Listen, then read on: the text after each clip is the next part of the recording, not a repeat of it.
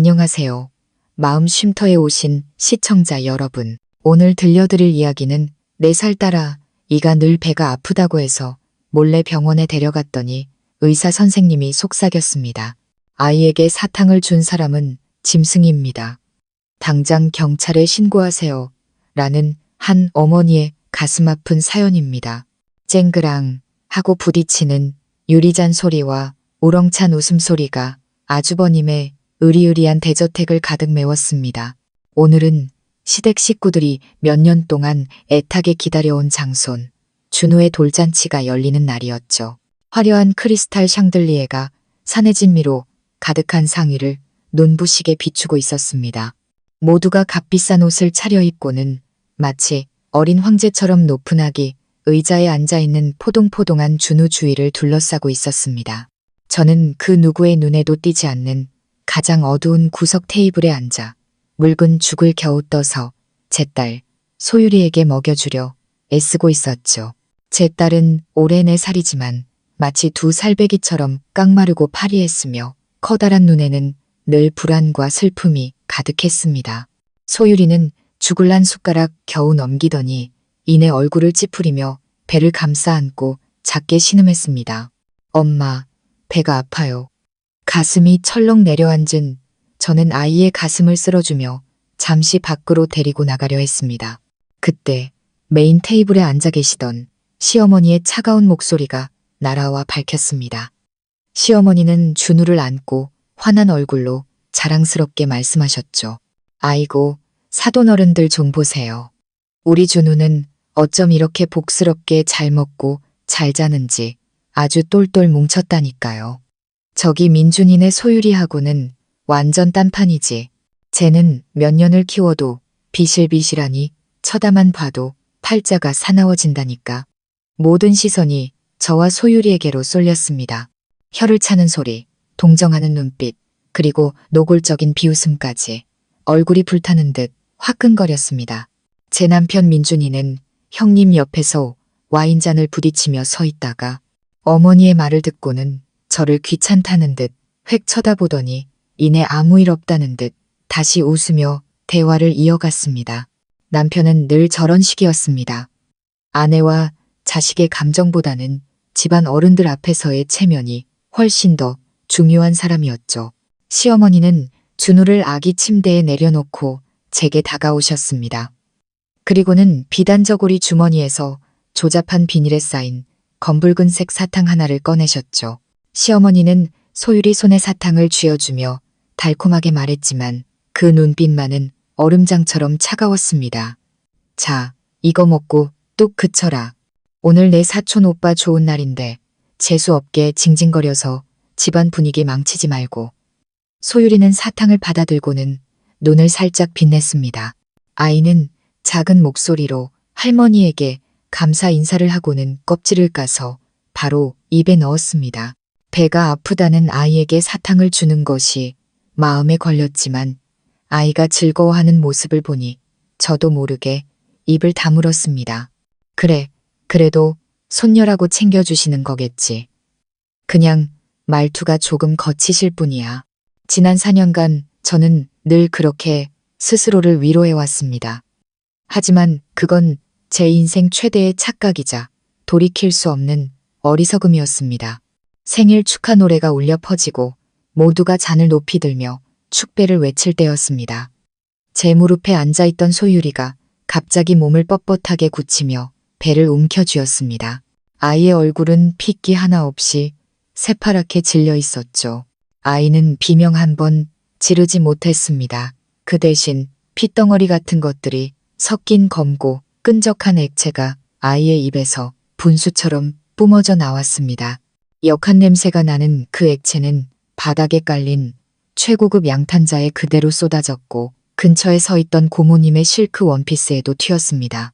시끄럽던 파티장은 순간 정적이 흘렀고 음악도 뚝 끊겼습니다. 남은 것은 제 딸의 가쁘고 힘겨운 숨소리뿐이었죠. 저는 극심한 공포에 휩싸여 덜덜 떨리는 손으로 휴지를 집어 아이의 입을 닦아주었습니다. 눈물이 쉴 새 없이 흘러내렸습니다. 소유라, 왜 그래? 소유라, 엄마 무섭게 하지 마. 제가 아이의 생사를 걱하며 미칠 것 같을 때 귓가에 천둥 같은 고함이 터져 나왔습니다. 남편 민준이었습니다. 그는 제게 달려왔지만 아이의 상태를 살피기 위함이 아니었습니다. 그는 바닥에 번진 비싼 양탄자의 얼룩을 노려보고 있었죠. 민준이는 분노로 얼굴이 시뻘개져서 소리쳤습니다. 세상에, 서연아, 너 애를 어떻게 보는 거야? 이거 형님이 외국에서 500만 원 넘게 주고 산 카펫인 거 몰라. 너 때문에 다 망쳤잖아. 저는 망연자실한 채 남편을 올려다보았습니다. 제 귀를 의심했습니다. 지금 자기 딸이 피를 토하며 쓰러져 가는데 가장 먼저 눈에 들어온 것이 고작 카펫이라니요. 옆에 서 있던 시어머니도 입술을 삐죽이며 코를 막았습니다. 마치 더러운 것을 쫓아내려는 듯 손을 휘휘 내저으며 역겹다는 듯 말했죠. 어우, 저 재수 없는 것. 아픈 티를 내도 꼭 저렇게 요란을 떤다니까. 남의 잔칫날에 꼭 초상을 치러요. 저것도 어디서 뭘 주워 먹고 와서 꾀병 부리는 거겠지. 맨날 설거지하기 싫어서 저러잖아. 내가 내 엄마 속셈을 모를 줄 알고. 그 잔인한 말들은 피 흘리는 제 심장에 밝히는 수천 개의 바늘 같았습니다. 저는 주위의 친척들을 둘러보았습니다. 방금 전까지 인자한 얼굴로 덕담을 나누던 그들은 이제 모두 싸늘하고 비난 가득한 눈빛으로 저와 제 딸을 바라볼 뿐이었습니다. 그 누구도 다가와 괜찮냐고 묻지 않았고 아무도 도움의 손길을 내밀지 않았습니다. 그 순간 저는 이 집안에서 제가 얼마나 철저히 혼자인지를 깨달았습니다. 가족의 정, 부부의 인연이라는 것이 바닥에 깔린 카펫 한 장보다도 못했던 겁니다. 저는 피가 나도록 입술을 깨물고 눈물을 삼켰습니다. 아무 말도 하지 않고 저는 소유리를 번쩍 안아 들었습니다. 내 살아있는 꽤 무거웠지만 그 순간 저는 이상할 정도로 힘이 솟았습니다. 카펫값을 물어내라며 저를 붙잡는 민준이의 팔을 거칠게 뿌리치고 저는 정문을 향해 똑바로 걸어나갔습니다. 너 어디가? 당장 형님한테 사과하고 와. 뒤에서 민준이가 소리쳤지만 저는 돌아보지 않았습니다. 차가운 밤바람이 뺨을 때렸지만 사람들의 마음보다 차갑지는 않았습니다. 제품에 안긴 소유리는 여전히 그 사탕 껍질을 손에 꽉 쥐고 있었습니다. 아이의 뜨겁고 가냘픈 숨결이 제 목에 닿았습니다. 저는 큰 길로 뛰쳐나가 택시를 잡았습니다. 미친 사람처럼 중얼거리면서요. 엄마가 미안해. 엄마가 미안해. 소유라. 엄마가 꼭 살려줄게. 밤늦은 국립어린이 병원은 불이 환했고 코를 찌르는 소독약 냄새에 속이 울렁거렸습니다. 소유리는 응급실로 실려 들어갔습니다. 저는 복도에 놓인 차가운 대기 의자에 웅크리고 앉아 두 손이 하얗게 질리도록 마주 잡았습니다. 잔치에 입고 갔던 제 원피스는 검은 토사물이 엉겨붙어 흉측했습니다. 꼭 지금의 제 인생처럼 말이죠. 저는 방금 전 민준이의 무심한 눈빛과 시어머니의 경멸, 어린 표정을 떠올렸습니다. 5년간의 결혼 생활 동안 저는 늘 참고 또 참았습니다. 진심을 다하면 언젠가 평화가 찾아올 거라 믿었습니다. 하지만 제가 얻은 것은 원인 모를 병에 시달리는 아이와 냉혹한 무관심뿐이었습니다. 응급실 문이 열리고 나이 지긋한 의사 선생님 한 분이 걸어 나왔습니다.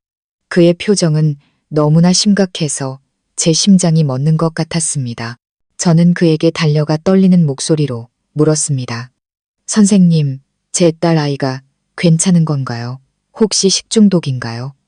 의사 선생님은 바로 대답하지 않았습니다.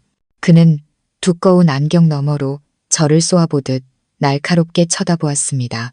그는 저에게 개인 진료실로 따라오라는 손짓을 하고는 문을 안에서 걸어 잠그기까지 했습니다. 그의 기이한 행동에 제 안의 공포는 극에 달했습니다. 진료실 안 소유리는 의식을 되찾고 병상에 누워 링거를 맞고 있었습니다. 저를 본 아이는 힘겹게 눈을 뜨고는 가냘픈 목소리로 속삭였습니다. 엄마, 할머니가 준 사탕 다 먹었는데 왜 아직도 배가 아파요?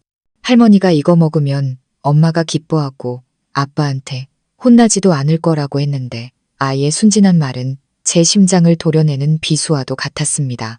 숨이 멎을 듯 고통스러웠습니다. 이 바보 같은 아이는 그저 엄마를 기쁘게 해주고 싶어서 할머니가 주는 것을 억지로 먹어왔던 겁니다. 저는 아이의 차가운 손을 잡고 터져 나오는 눈물을 참을 수 없었습니다. 옆에 서 있던 의사 선생님은 막 출력된 검사 결과지를 들고 있었습니다. 그의 손은 분노로 미세하게 떨리고 있었죠. 그는 심호흡을 한 번 하더니 한 글자 한 글자 힘주어 말했습니다. 어머님이 아이 친모 맞으시죠? 네, 제가 엄마입니다. 저는 떨면서 대답했습니다. 그는 검사 결과지를 책상 위로 던지며 붉은색으로 강조된 수치들을 손가락으로 가리켰습니다. 똑똑히 보세요. 이건 단순한 식중독이 아닙니다. 이건 중금속 중독, 구체적으로는 수은과 납 중독입니다. 혈중 농도가 허용치의 100배가 넘습니다. 제 귀가 멍멍해지고 세상이 빙빙 도는 것 같았습니다. 수은과 납이라니, 그런 맹독성 물질이 어떻게 제 어린 딸의 몸속에 있을 수 있단 말입니까? 저희는 깨끗한 아파트에 살고 저는 아이를 위해 물 한 잔도 정수기를 3번씩 거쳐 마시게 했습니다. 선생님, 혹시 뭔가 착오가 있는 건 아닐까요? 제 아이는 집에서 먹는 것 말고는. 저는 신락 같은 희망을 붙잡고 더듬거렸습니다. 의사 선생님은 저를 연민 어린 눈으로 바라보았습니다. 그는 목소리를 낮췄지만 그 안에는 단호함이 서려 있었습니다. 착오일 리 없습니다. 제가 이 일을 40년 했습니다. 아이의 내장 손상 정도와 뼈에 축적된 독소의 상태로 보아 장기간에 걸쳐 독극물에 노출된 것이 확실합니다. 최소 6개월 이상입니다. 그는 유리장으로 다가가 소유리에 위 세척액이 담긴 작은 병을 꺼내 들었습니다. 그 안에는 검붉은 가루들이 섞여 있었습니다. 그는 그것을 제 눈앞에 들어 보이며 말했습니다. 이거 낯익지 않으십니까?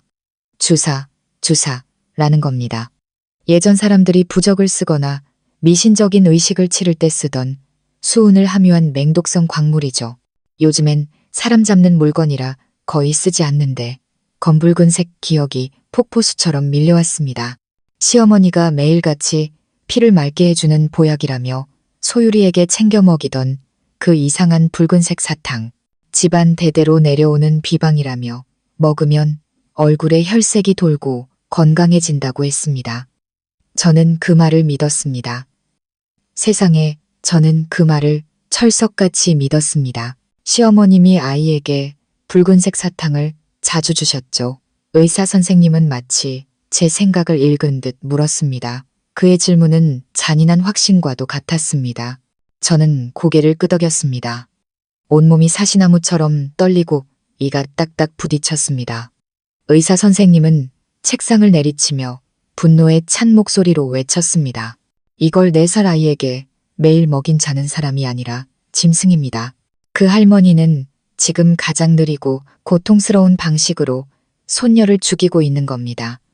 당장 경찰에 신고하세요. 이 모든 자료는 제가 증거로 보관하고 있겠습니다. 누구도 이 끔찍한 범죄를 부인하지 못할 겁니다. 저는 새하얀 진료실 한가운데서 못 박힌 듯 서 있었습니다.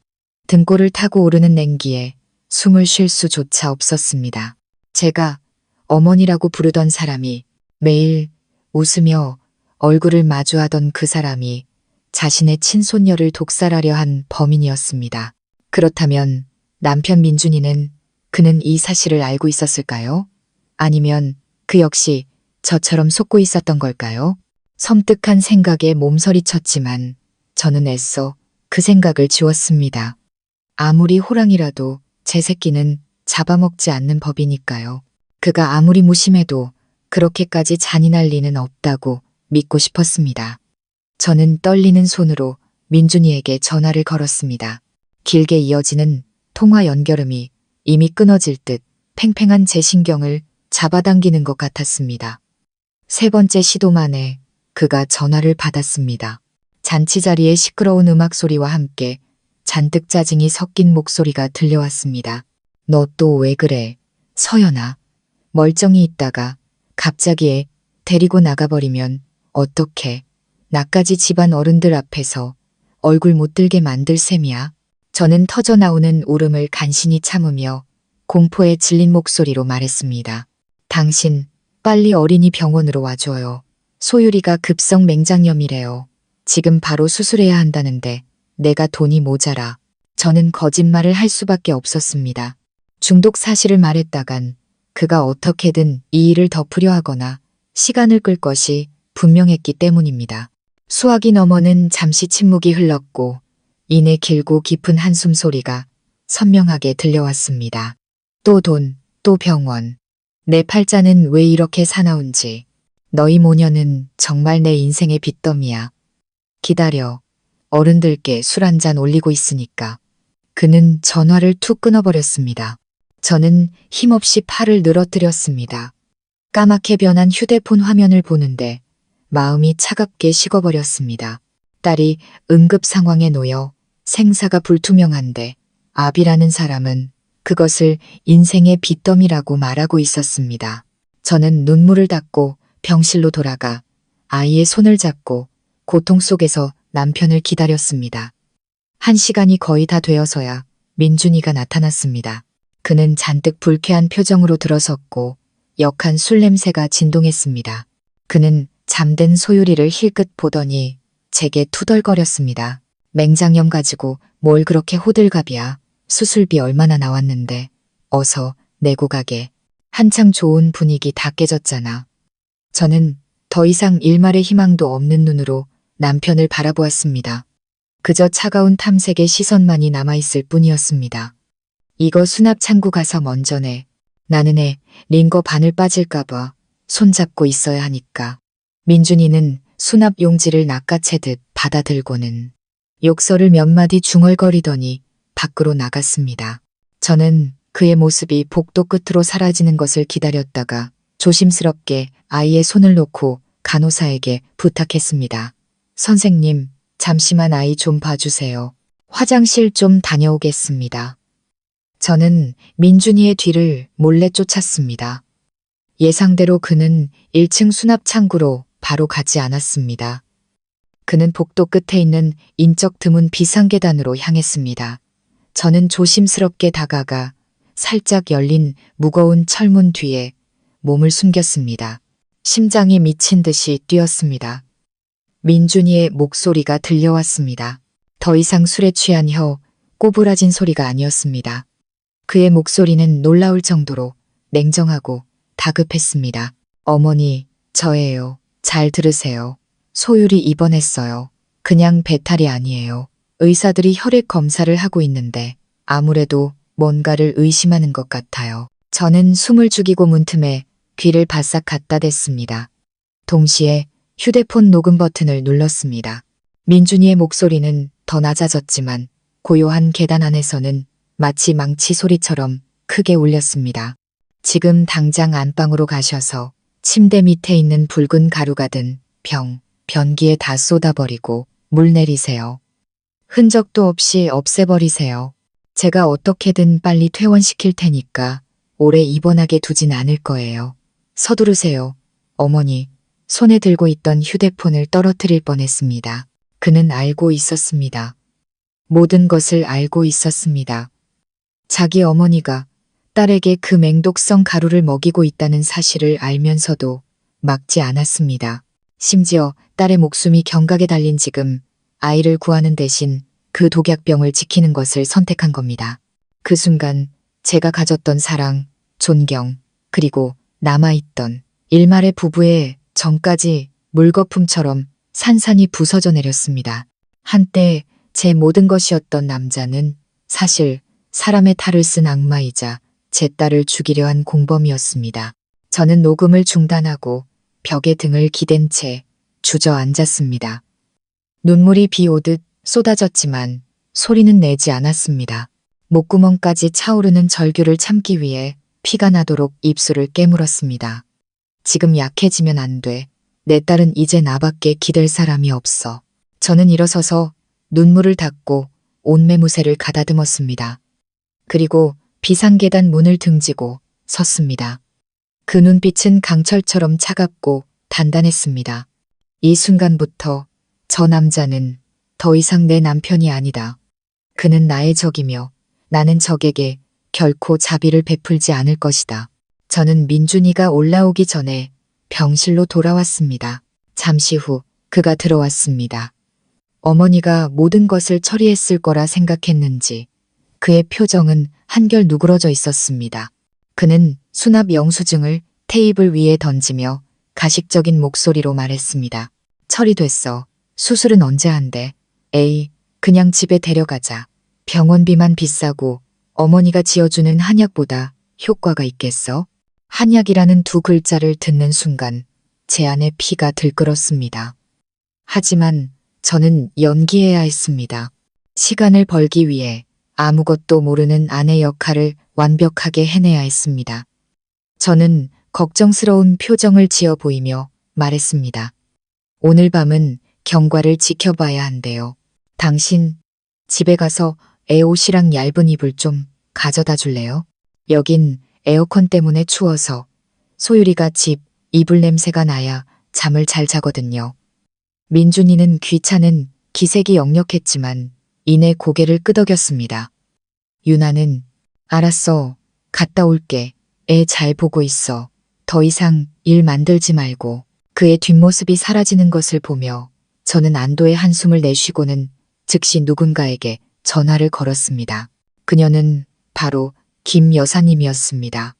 시댁에서 3년 동안 일하시다가 2달 전 그릇 하나 깼다는 이유로 억울하게 쫓겨난 분이셨죠.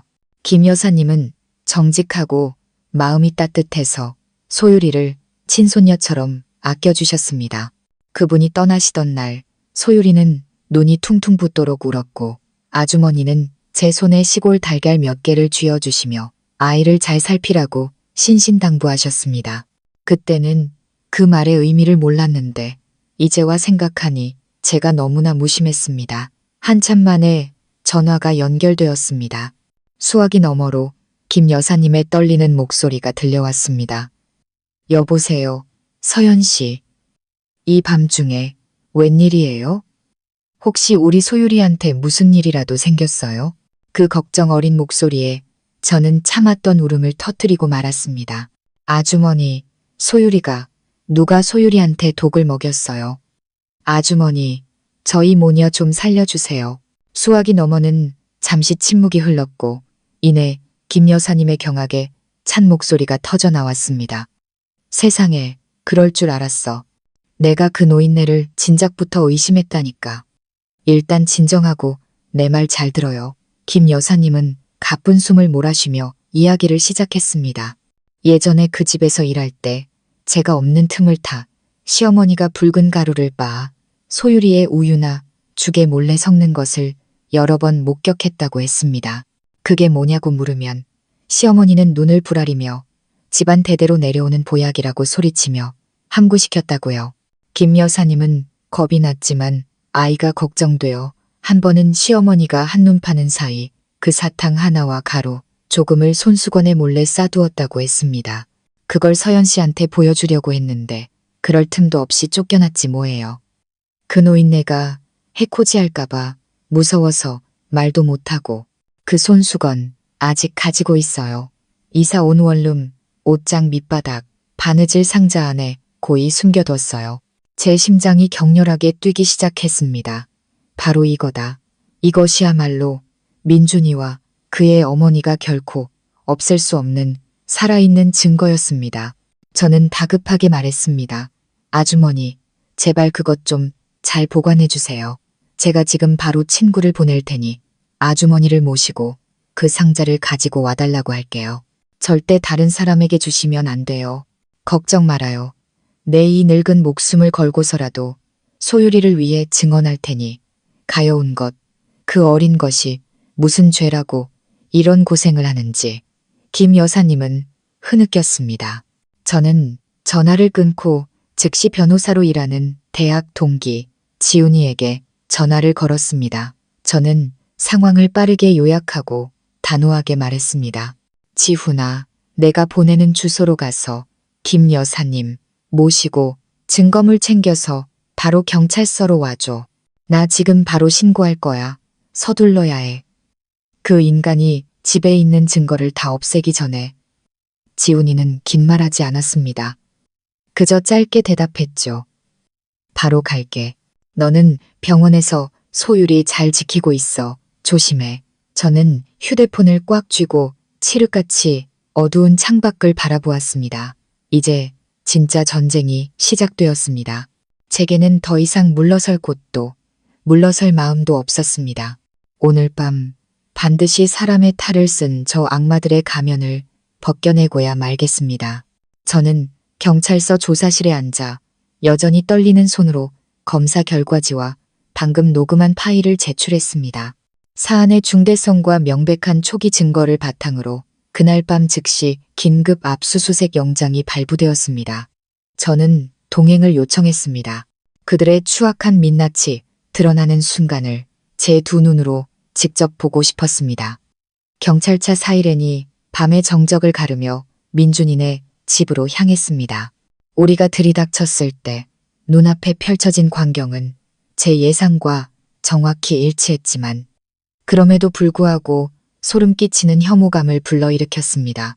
1층 화장실에서는 민준이가 양동이 안에 서류와 약 봉투들을 넣고 불을 붙이고 있었습니다. 매캐한 연기가 자욱했습니다. 그 옆 변기에는 미처 다 씻겨 내려가지 않은 붉은 가루 자국이 선명했습니다. 시어머니는 옆에서 대걸레를 들고 안절부절못하며 서 있었죠. 경찰들이 들이닥치자 그녀의 얼굴은 핏기 하나 없이 하얗게 질렸습니다. 아니, 이게 무슨 짓들이에요. 왜 남의 집에 함부로 들어오십니까? 민준이가 당황해서 더듬거리며 양동이에 물을 부으려 했지만 한 경찰관에게 팔을 제압당하고 말았습니다. 경찰서의 분위기는 끊어질 듯 팽팽했습니다. 민준이는 의자에 웅크리고 앉아 비 오듯 땀을 흘리면서도 뻔뻔하게 범행을 부인했습니다. 그는 효심 깊은 아들이자 비통한 아버지 역할을 너무나 실감나게 연기해서 구역질이 날 지경이었습니다.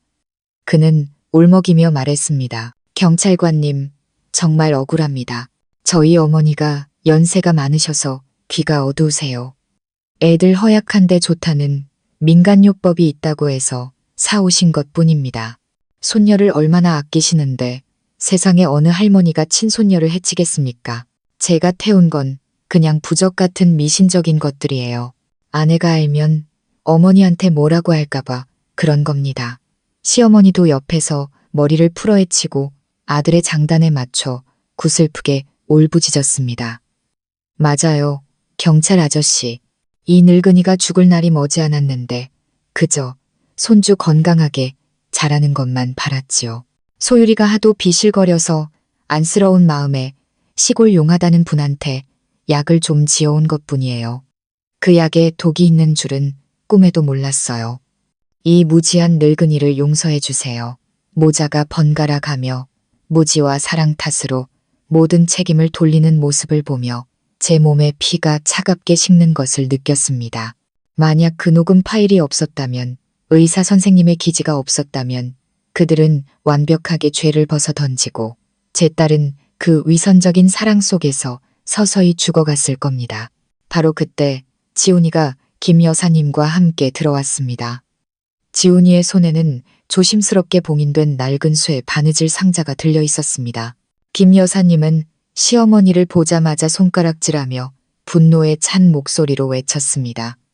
이 할망구야, 어디서 시치미를 떼. 내가 똑똑히 들었어. 당신이 제사상 앞에서 저 계집애 좀 빨리 데려가시고 우리 민준이 장가 다시 가서 아들 낳게 해달라고 비는 소리를.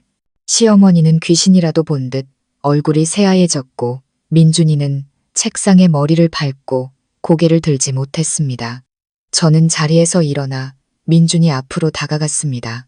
그리고 몇 년간 함께 살을 맞대고 살아온 남편의 회피하는 눈을 똑바로 쳐다보았습니다. 저는 천천히 휴대폰을 꺼내 병원 비상계단에서 녹음했던 통화 내용을 재생했습니다. 정정만이 감도는 조사실에 민준이의 목소리가 또렷하게 울려 퍼졌습니다. 지금 당장 안방으로 가셔서 침대 밑에 있는 붉은 가루가 든 병, 변기에 다 쏟아버리고 물 내리세요. 흔적도 없이 없애버리세요.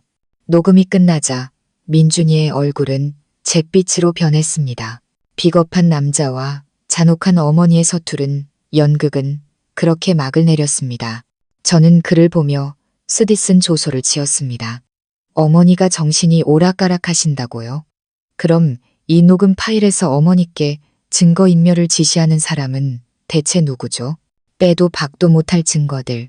즉시 성분 분석을 통해 고농도의 주사가 검출된 사탕, 증인의 증언, 그리고 아들의 잔인한 목소리가 담긴 녹음 파일 앞에서 시어머니는 완전히 무너져 내렸습니다. 그녀는 더 이상 울며 애원하지 않았습니다. 인자한 척하던 가면도 벗겨지고 그 자리에는 광기 어린 뒤틀린 얼굴만이 남아 있었습니다. 그녀는 갑자기 고개를 쳐들었습니다. 핏발이 선 눈으로 조사실 철창 너머의 저를 노려보았습니다. 그리고는 다 쉬어빠진 마치 상처 입은 짐승의 울음 같은 목소리로 소리쳤습니다. 그래, 내가 그랬다. 어쩔 거냐. 다 이 집안 잘 되라고 한 짓이다. 내 꼴을 좀 봐라. 시집와서 5년 동안 딸내미 하나 낳아놓고는 그것도 맨날 비실비실 알아눕기나 하고 우리 집안이 3대 독자 집안인데 내년 때문에 민준이 대해서 대가 끊기게 생겼다고. 저는 그 자리에 얼어붙었습니다. 쓰러지지 않기 위해 책상 모서리를 꽉 붙잡았습니다. 자신의 친손녀를 죽이려 한 이유가 이토록 잔인하고 낡아빠진 것이었다니요. 그녀는 침을 튀기며 계속해서 악담을 퍼부었습니다. 내가 용하다는 데 가서 다 물어봤다. 그년이 우리 집안 원수고 민준이 앞길을 막는 년이라고 했어. 그년이 이 집에 붙어 있어서 민준이 사업도 계속 그 모양 그 꼴인 거야. 그년을 서서히 앓다가 죽게 만들어야 집안에 아들 귀신이 들어와 태어날 수 있다고 했다고. 내가 그년한테 주사를 먹인 건 집안의 더러운 기운을 씻어내기 위해서였어. 우리 민준이 새로 장가가서 대를 이을 아들 낳겠다는데 내가 뭘 잘못했냐. 다 우리 가문을 위해서, 우리 조상님들을 위해서 한 일이다. 조사관부터 변호사인 지훈이까지 방 안의 모든 사람들은 이 여성의 무지하고 잔혹한 미신의 할 말을 잃었습니다. 그녀는 어린아이를 해친 것에 대해 조금의 죄책감도 느끼지 않았습니다. 그저 자신의 미친 계획이 실패한 것을 안타까워할 뿐이었습니다. 민준이는 방구석에서 머리를 감싸쥔 채 헝클어진 머리카락을 쥐어뜯고 있었습니다. 그는 어머니도 저도 차마 쳐다보지 못했습니다.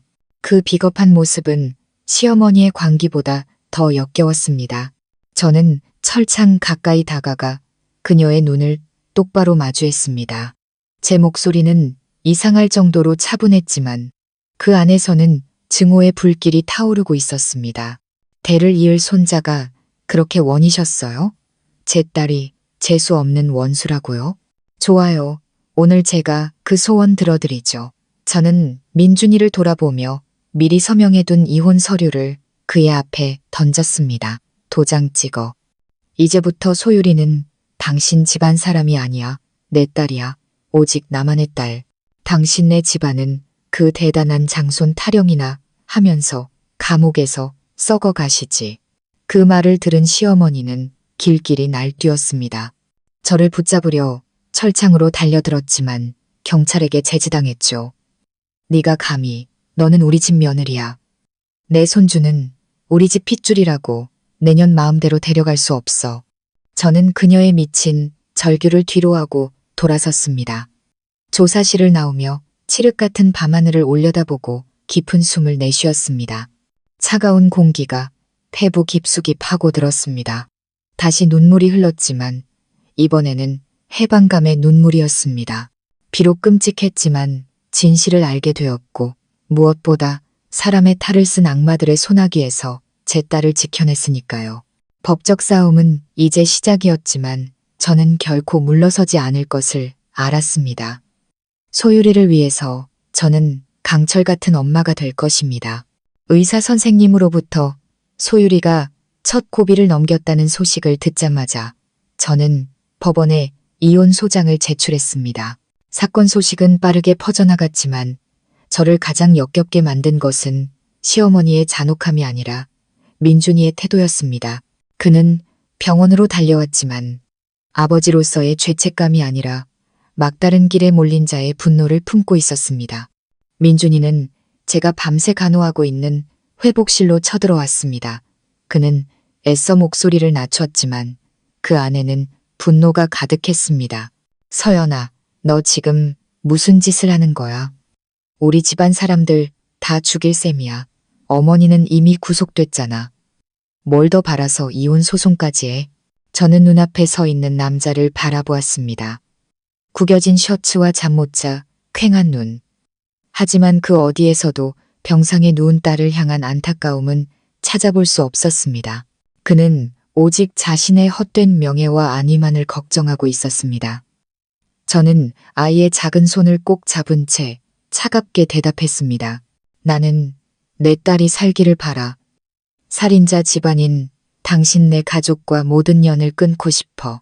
그러니 도장 찍어. 더 이상 당신을 경멸하게 만들지 마. 민준이는 비웃었습니다. 뒤틀리고 철면피 같은 미소였죠. 그는 제 손에서 소장을 낚아채 구겨서는 병실 구석에 의료 폐기물통에 던져버렸습니다. 꿈깨.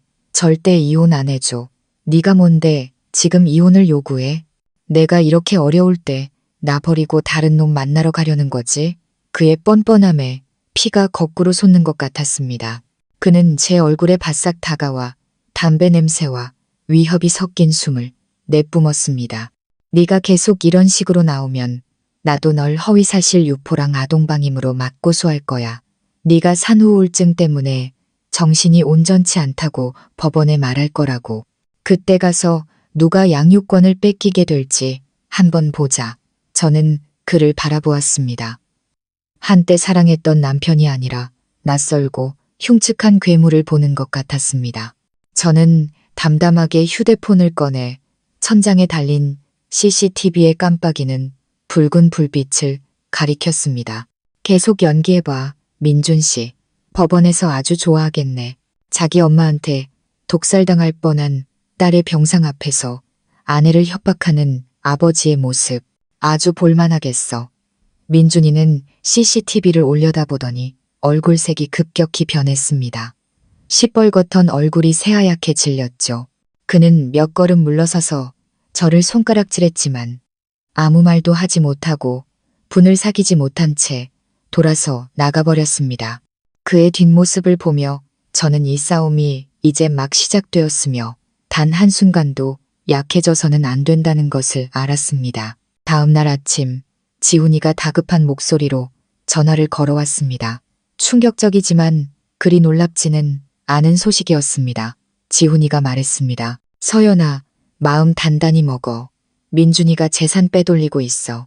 방금 확인했는데 너희 부부가 사는 아파트 자기 누나 명의로 이전하려고 수속 밟고 있대.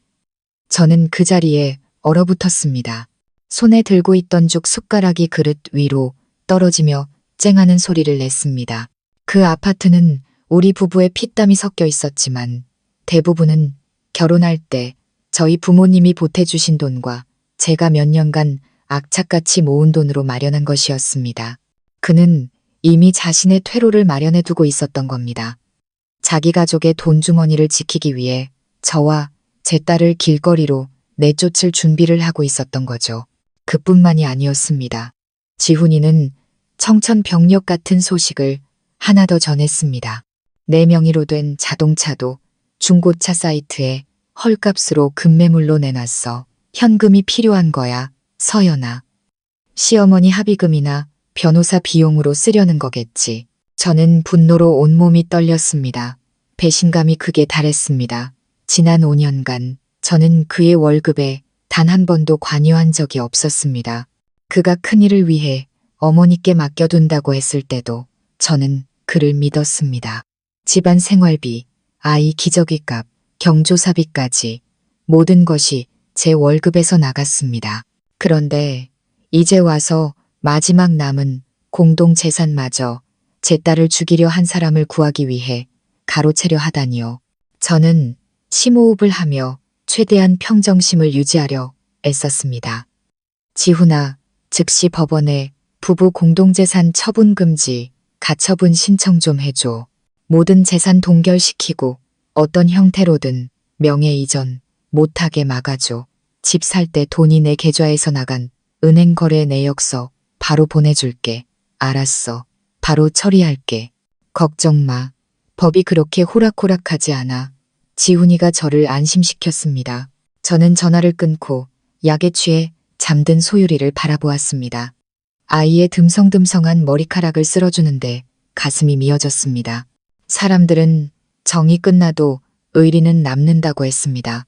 하지만 민준이에게는 인간으로서의 최소한의 의리조차 없었습니다.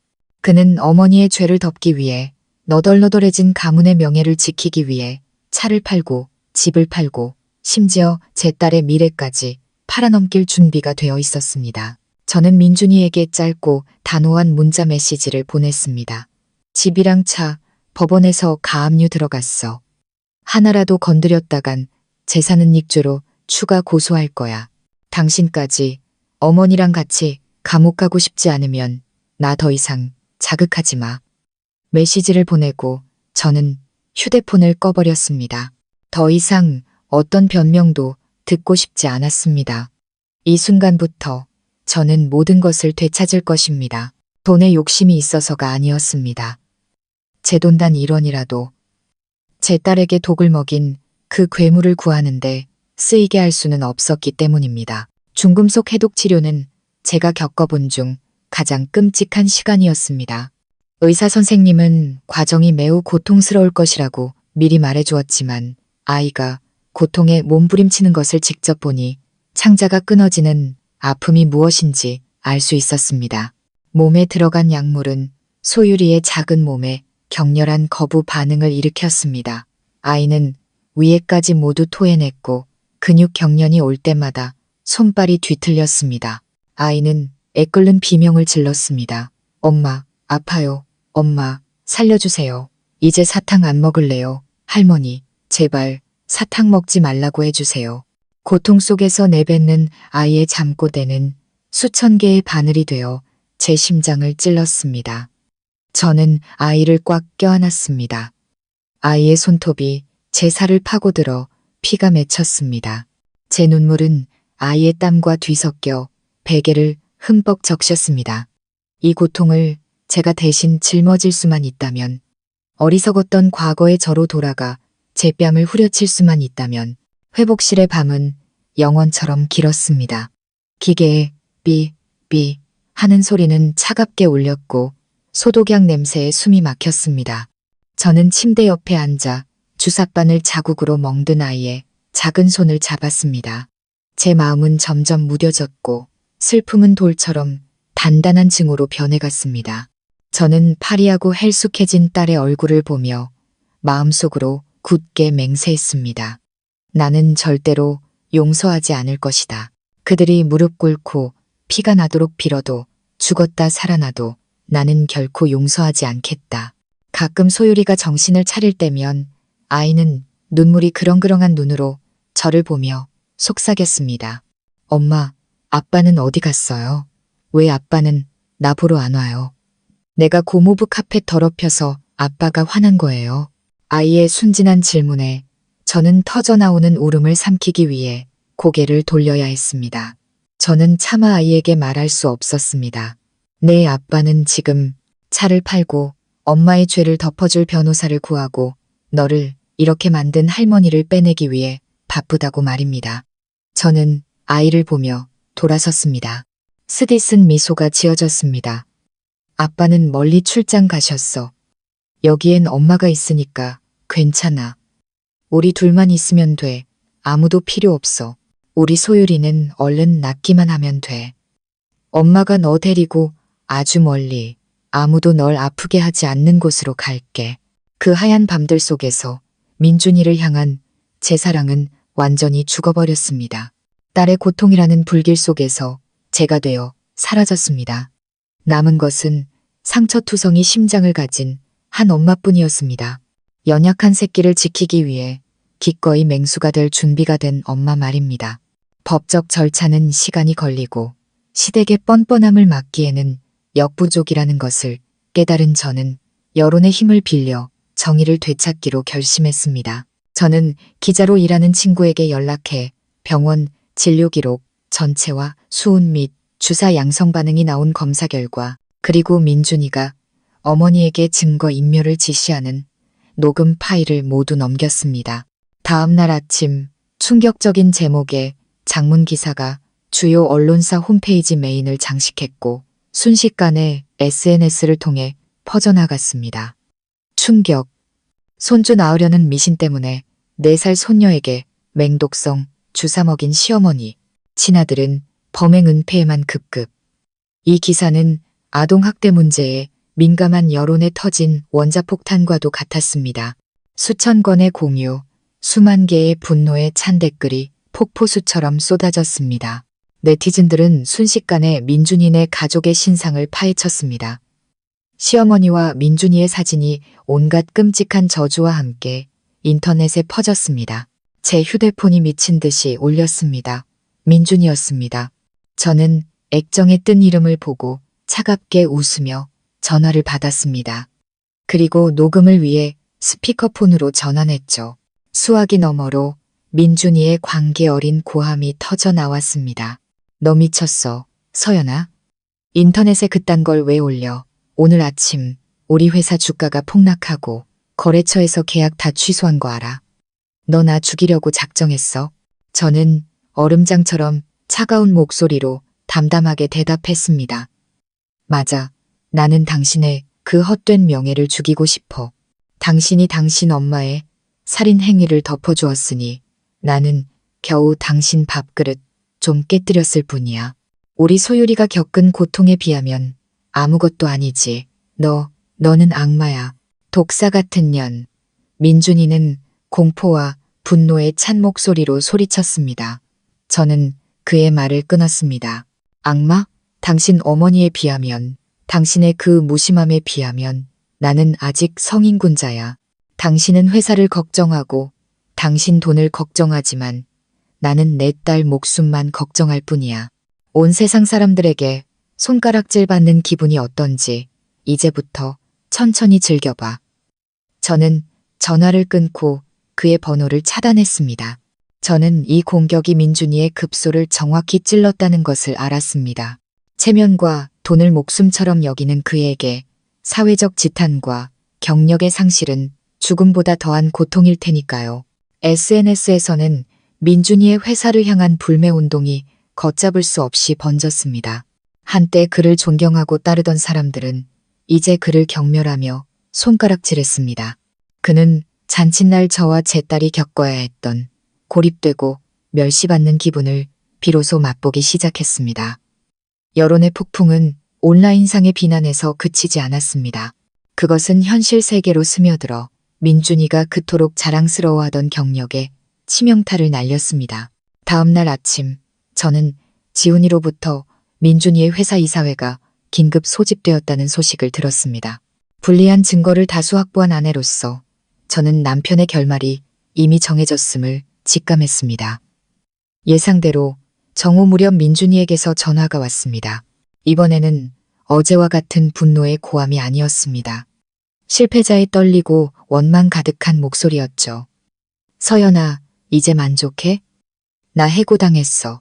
회사에서 나를 길거리게 쫓아내듯 내쫓았다고.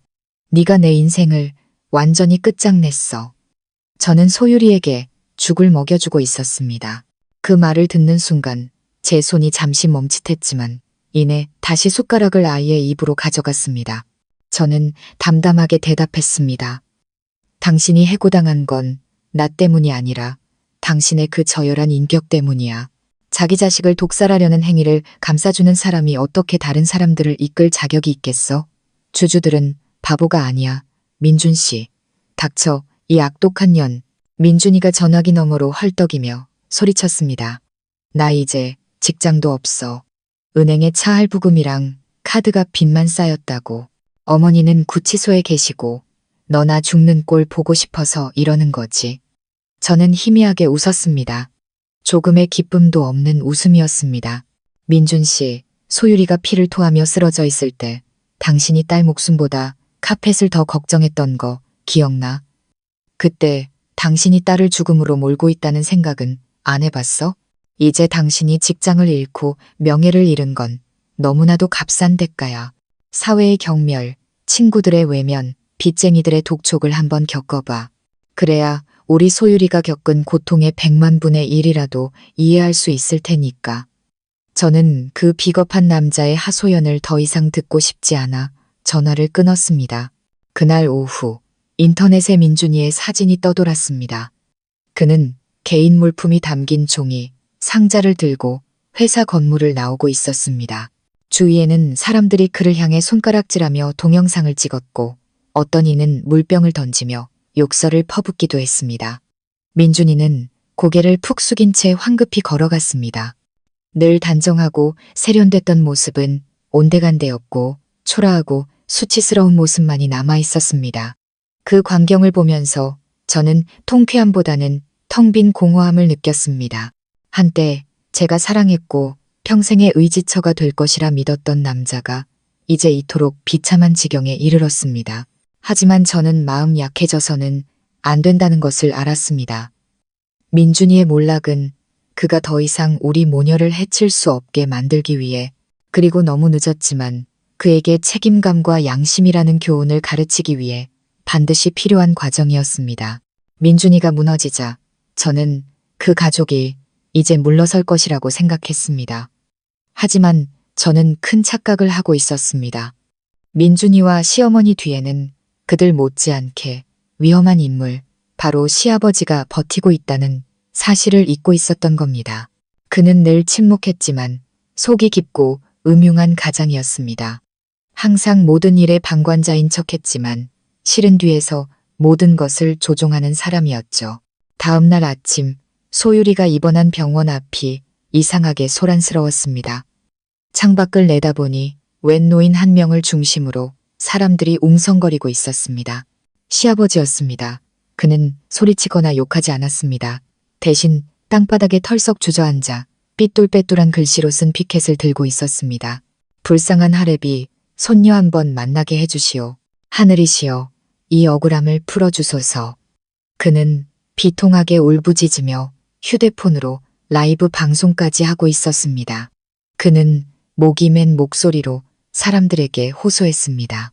우리 집사람이 늙고 정신이 없어서 손녀가 하도 허약하니까 용하다는 사람 말만 듣고 보약을 먹인 건데 이렇게 될 줄 누가 알았겠습니까?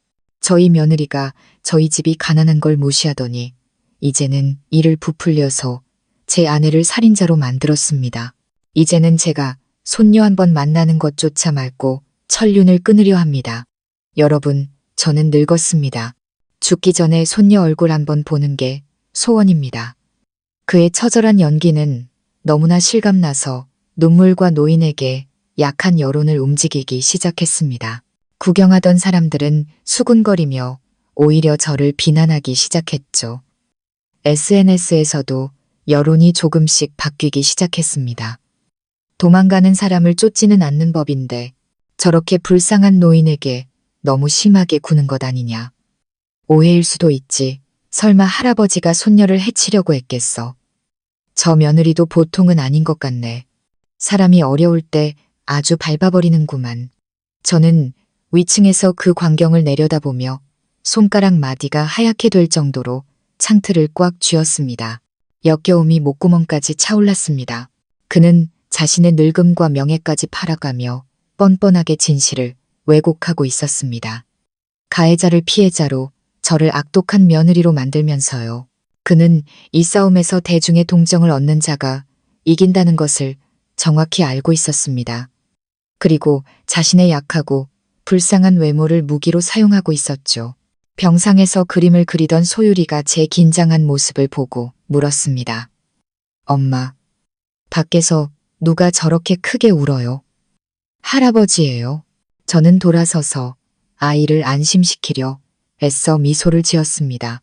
아니야, 우리 딸. 그냥 사람들이 영화 찍나 봐. 신경 쓰지 말고 계속 놀아. 저는 더 이상 침묵할 수 없다는 것을 알았습니다. 제가 입을 열지 않으면 진실은 저 악어의 눈물에 묻혀버릴 것이었습니다. 그가 더러운 언론 플레이를 원한다면 저는 그에게 적나라한 진실의 힘이 무엇인지 보여줄 참이었습니다. 저는 흥분한 군중들 앞에서 시아버지와 싸우거나 악성 댓글에 일일이 대응하지 않았습니다. 대신 가장 차갑고 치명적인 방식으로 반격하기로 했습니다. 저는 지훈이에게 전화해 그동안 숨겨왔던 동영상 파일을 하나 보냈습니다. 그것은 제가 6개월 전 소율이가 이상하게 복통을 호소하기 시작했을 때 거실에 몰래 설치해둔 소형 카메라에서 추출한 영상이었습니다. 처음에는 도우미 아주머니를 감시할 목적이었지만 뜻밖의 시부모님의 끔찍한 모습을 담게 된 영상이었죠. 파일을 받은 지훈이의 목소리는 충격으로 떨리고 있었습니다. 세상에, 서연아, 이건 증언보다 더 끔찍하잖아. 이거 공개되면 저 노인네는 끝장이야. 공개해, 지훈아. 모자이크도 음성 변조도 하지 마. 온 세상 사람들이 저 불쌍한 국민 할아버지의 진짜 얼굴을 보게 해줘. 저는 단호하게 말했습니다. 불과 30분 후 그 영상은 주요 온라인 커뮤니티에 무릎 꿇고 손녀를 찾던 할아버지의 소름 돋는 실체라는 제목과 함께 게시되었습니다. 영상 속에는 시아버지와 시어머니의 모습이 선명하게 담겨 있었습니다. 시어머니는 죽 그릇에 붉은 가루를 섞고 있었고 시아버지는 바로 옆에서 태연하게 담배를 피우고 있었습니다. 그의 목소리가 또렷하게 녹음되어 있었죠. 누구도 흉내낼 수 없는 그 걸걸한 목소리였습니다.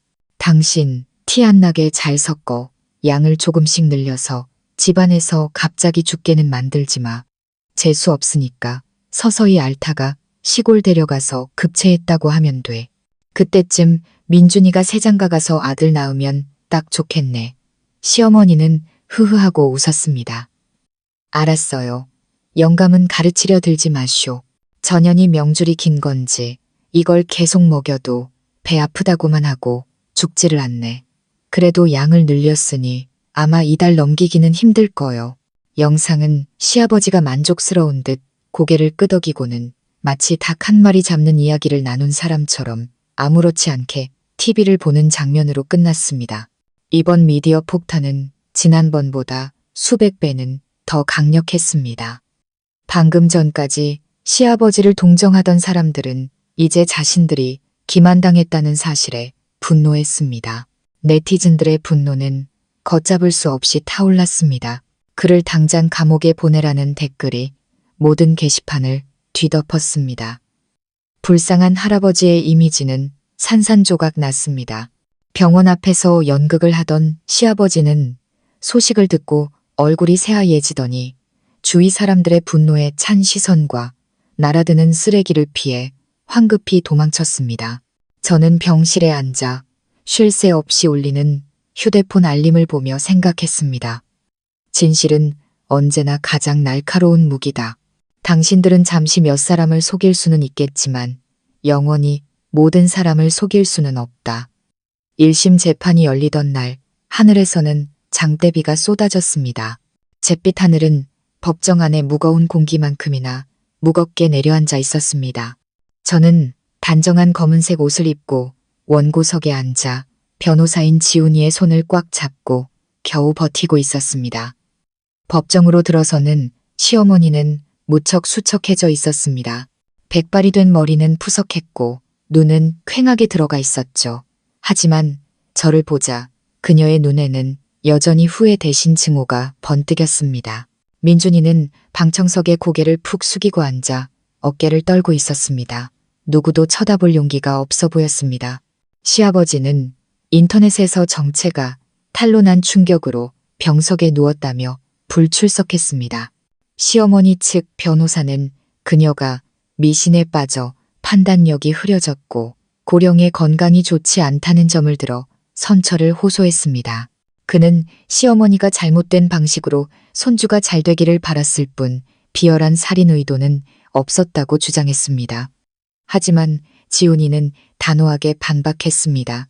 그는 치사량에 이르는 수은 농도에 대한 의학적 증거, 계획적으로 장기간에 걸쳐 이루어진 범행, 그리고 특히 시부모가 냉정하게 범행을 모의하는 영상 증거를 제출했습니다. 저는 증인석에 섰습니다. 재판부 앞에서 저는 심호흡을 하며 터져나오는 울음을 참고 한 엄마의 고통을 토해냈습니다. 존경하는 재판장님, 제 딸은 이제 겨우 4살입니다. 누구에게도 해를 끼칠 줄 모르는 아이입니다. 그런데 친할머니라는 사람이 매일, 매시간 아이에게 독을 먹였습니다. 이것은 미신이 아니라 명백한 의도를 가진 잔혹행위입니다.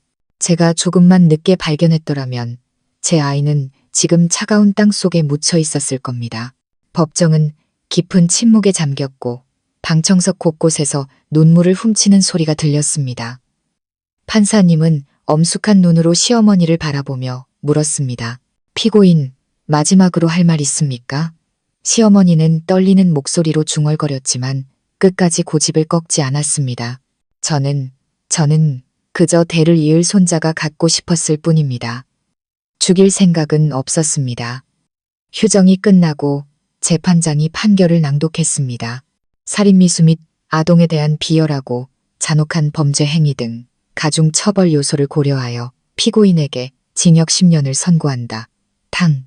하고 의사봉이 책상을 내리치는 소리가 울려 퍼졌습니다.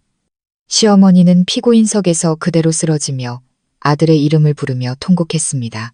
방청석에 있던 민준이도 그 자리에서 정신을 잃고 쓰러졌습니다. 저는 그 혼란스러운 광경을 보며 마음 한편이 가벼워지는 것을 느꼈지만 다른 한편은 여전히 무거웠습니다. 그녀의 10년. 하지만 제 딸에게는 평생의 트라우마와 건강상의 후유증으로 남을 것입니다. 정의는 실현되었지만 마음의 상처는 누가 치유해 줄 수 있을까요? 이혼 재판은 생각보다 빨리 끝났습니다. 진실이 너무나 명백했기 때문이겠죠. 민준이는 이혼 소송의 피고인이자 어머니의 형사사건의 관련인으로 법정에 섰습니다. 그는 무척 초췌해 보였습니다. 구겨진 양복은 한때 그의 유일한 버팀목이었던 독선적인 어머니를 잃은 한 남자의 몰락을 감추지 못했습니다. 법정에서 민준이는 자신은 아무것도 몰랐다며 양육비 지급 책임을 회피하고 재산 분할을 요구했습니다. 그는 뻔뻔하게 말했습니다. 재산은 공동으로 형성한 것입니다.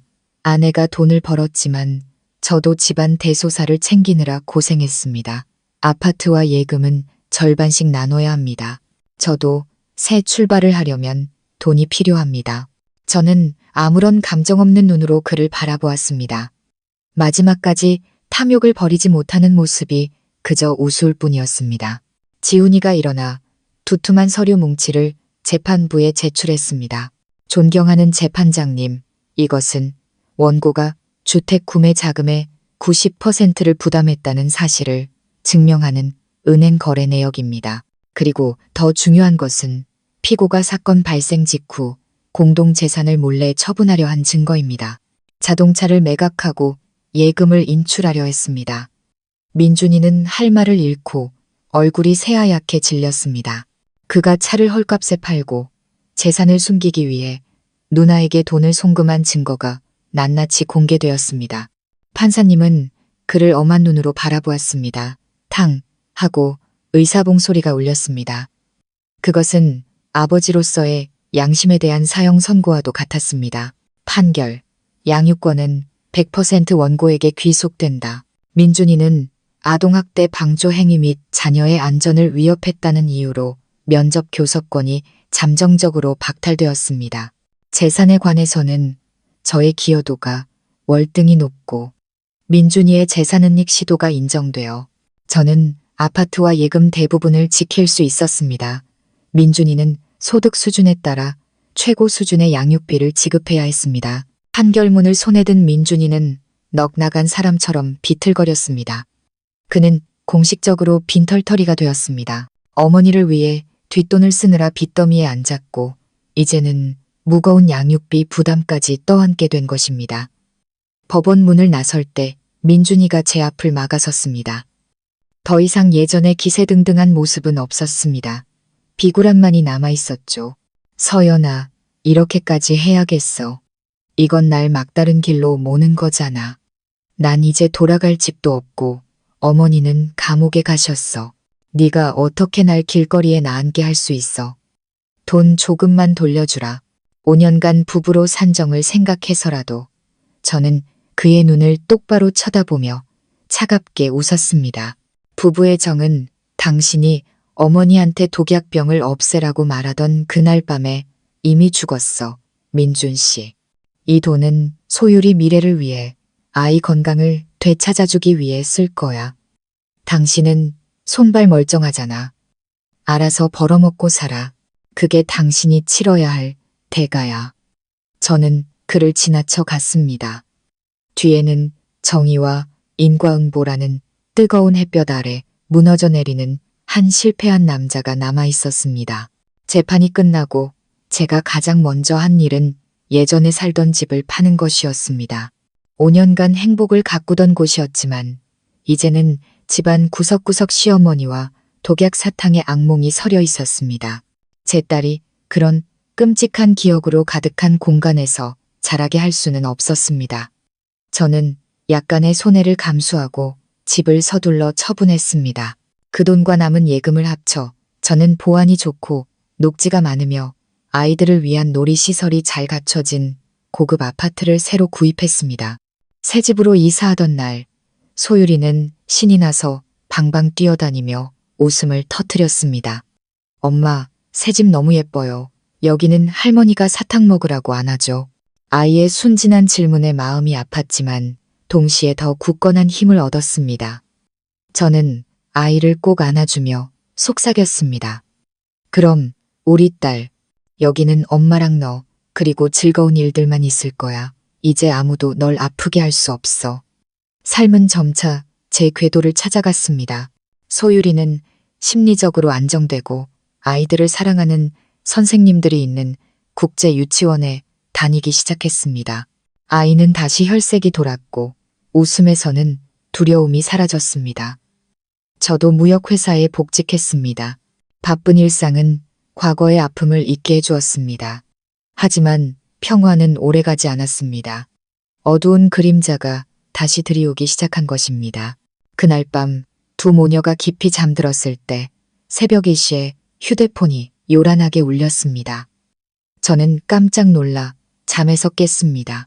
액정에 뜬 낯선 번호를 보며 불길한 예감에 휩싸였습니다. 망설이다 전화를 받았지만 수화기 너머는 아무 소리도 들리지 않았습니다. 오직 거칠고 힘겨운 숨소리만이 고요한 밤중에 규칙적으로 들려왔습니다. 소름이 돋았습니다. 여보세요. 누구세요? 저는 애써 강한 척 소리쳤습니다. 상대는 여전히 말이 없었습니다. 숨소리는 점점 더 거칠어졌고 이내 광기 어린 크크거리는 웃음소리가 들리더니 전화가 툭 끊겼습니다. 저는 벌떡 일어나 앉았습니다. 등줄기에는 식은땀이 흘렀습니다. 저는 과거의 악몽이 아직 우리 모녀를 놓아주지 않았다는 것을 알았습니다. 옆에서 자던 소율이가 뒤척이며 잠꼬대를 했습니다. 때리지 마세요.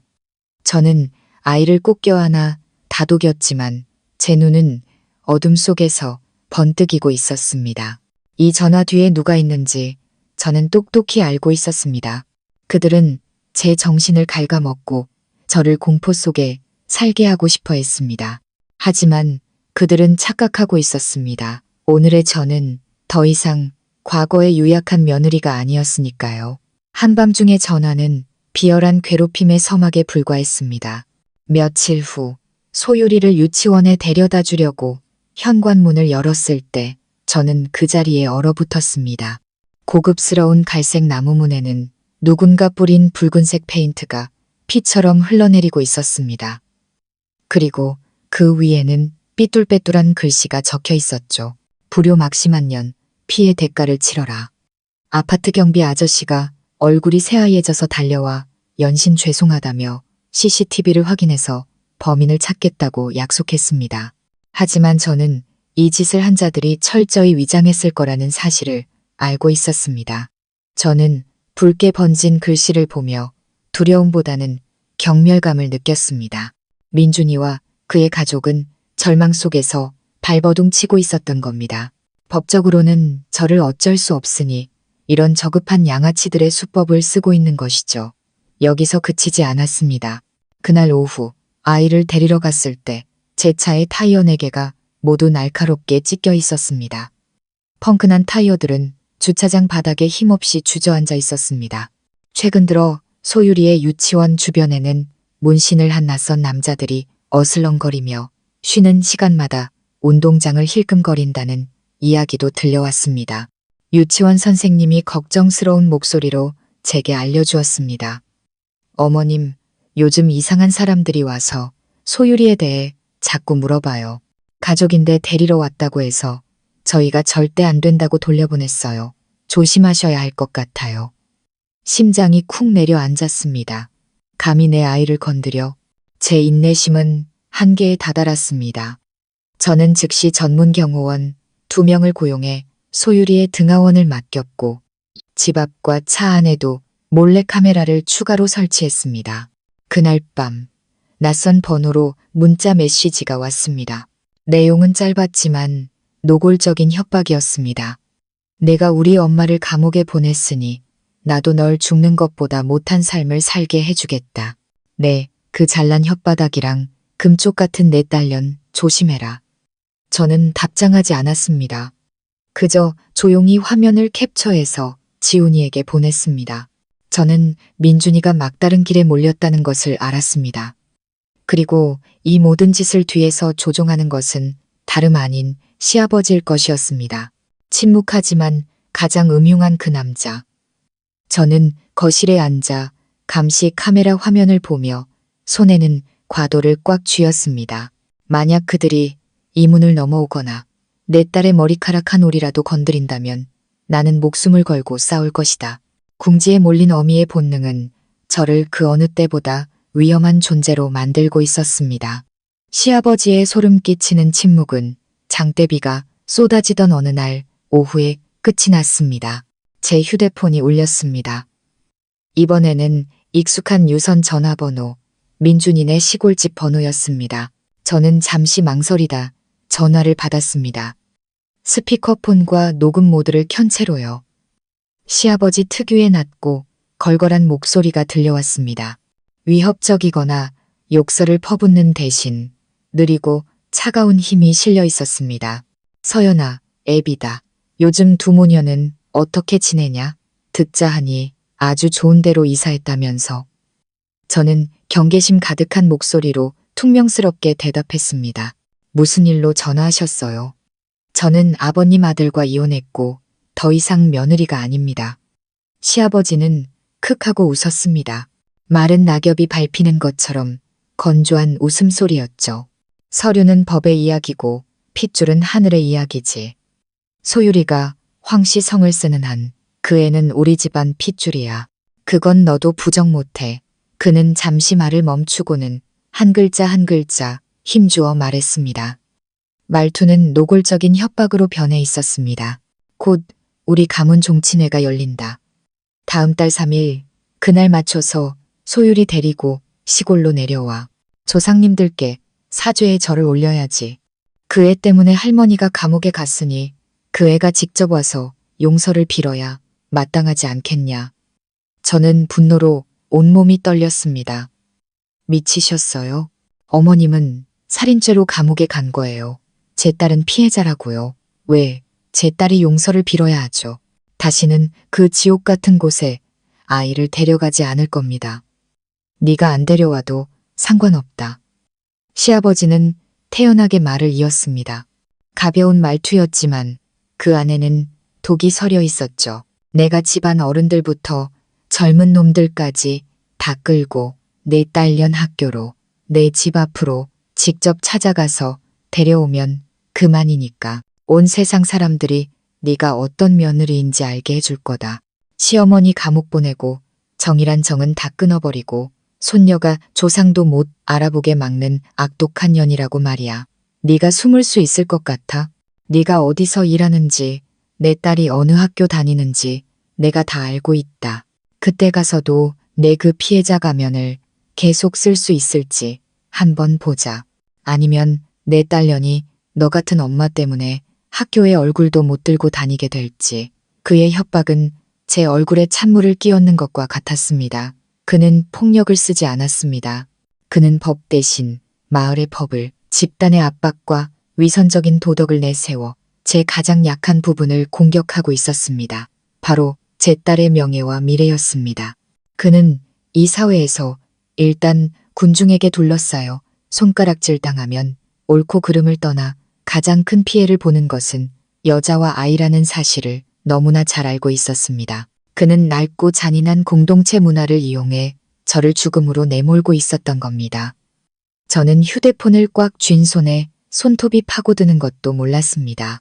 감히 만약 그런 짓을 했다간 업무방해와 아동학대로 고소할 겁니다. 내가 내 손녀 데리러 가겠다는데 어느 법이 날 막아. 어디 한번 해볼 테면 해봐. 내가 못할 것 같은지. 하웬. 시아버지는 비웃으며 전화를 끊었습니다. 길게 이어지는 뚜뚜 소리는 차가운 선전포고와도 같았습니다. 약속한 3일, 제 두려움은 현실이 되었습니다. 아니, 상상보다 훨씬 끔찍했죠.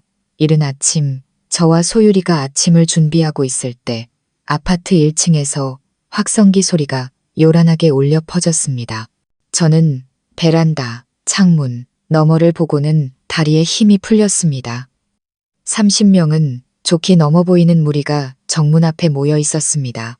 그들은 붉은 글씨로 쓴 현수막을 들고 있었죠. 불효 며느리는 각성하라.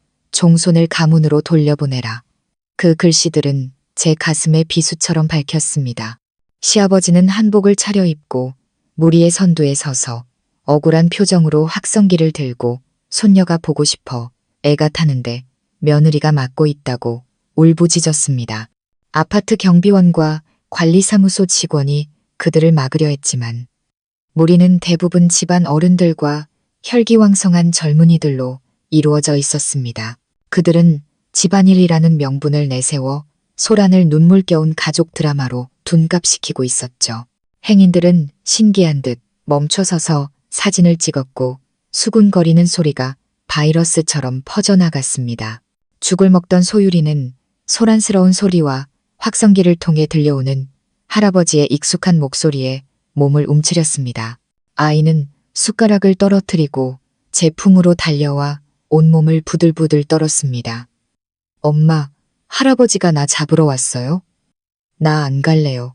할머니가 준 사탕 먹으면 배 아프단 말이에요.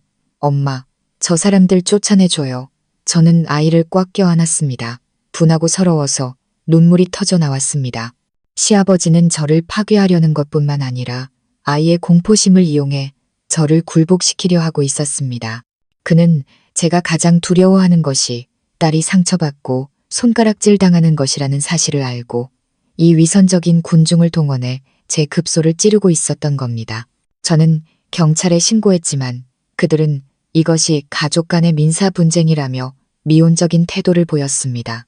저는 제가 나서지 않으면 그들이 온종일 저러고 서서 이 동네 모든 사람이 저를 파렴치한 여자로 믿게 만들 것이라는 사실을 알았습니다.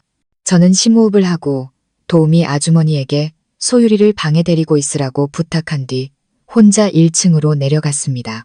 더 이상 피하지 않겠다. 저 사람의 탈을 쓴 악마들을 만천하가 보는 앞에서 직접 상대하리라. 제가 아파트 로비 밖으로 나서자 시위하던 무리가 저를 주목했습니다. 시아버지는 즉시 사람들을 조용히 시키고는 제게 달려와 땅바닥에 무릎을 꿇고 통곡했습니다. 서연아, 애비가 이렇게 빈다. 내 시어미는 이미 죗값을 치르고 있고 집안은 풍비박산이 났다. 이제 이 늙은이 소원은 손녀 얼굴 한번 보는 것뿐인데 어찌 이리 천륜을 끊으려 하느냐.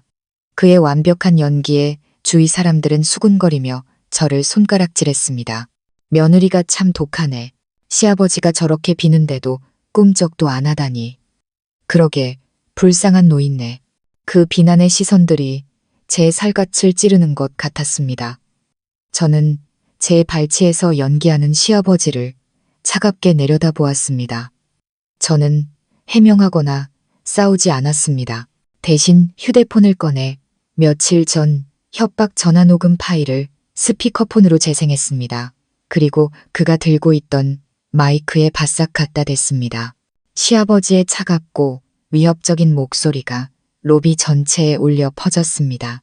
내가 집안 어른들부터 젊은 놈들까지 다 끌고 내 딸년 학교로 내 집 앞으로 직접 찾아갈 거다. 온 세상 사람들이 내가 어떤 며느리인지 알게 해줄 거다. 시아버지는 얼굴이 새하얘져서 휴대폰을 뺏으려 했지만 저는 재빨리 손을 거두었습니다. 저는 그의 뒤에 선 무리를 향해 소리쳤습니다. 어르신들, 똑똑히 들으세요. 이건 할아버지가 손녀를 찾는 게 아니라 정신적인 협박입니다. 제 딸은 할머니가 준 독약 때문에 죽을 뻔했습니다.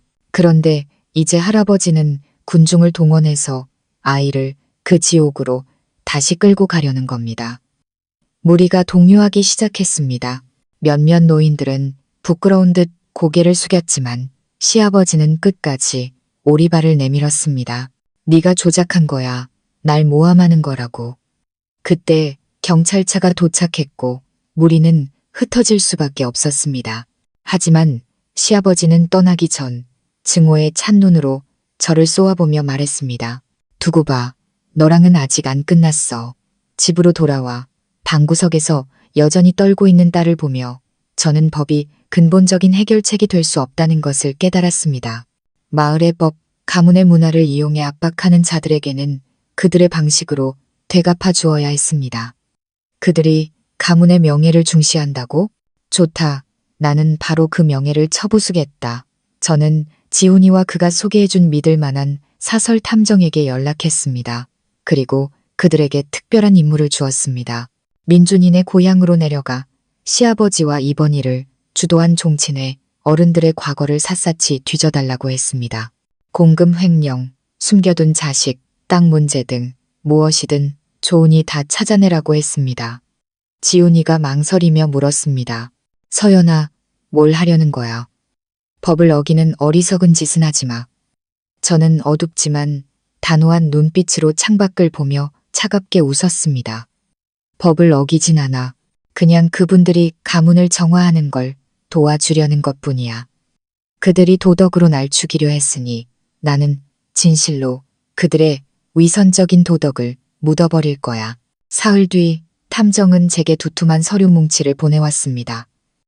그 안의 내용을 읽고 저는 늘 인의를 부르짖던 자들의 가면 뒤에 숨겨진 부패에 소름이 돋았습니다. 고결한 혈통을 자랑하던 시아버지는 10년 전 마을 회관 보수 공사비를 횡령해 옆 동네에 사는 내연녀의 집을 사주었습니다. 그날 가장 목소리가 컸던 종친회장은 불법으로 농지를 팔아넘긴 사기 사건에 연루되어 있었습니다.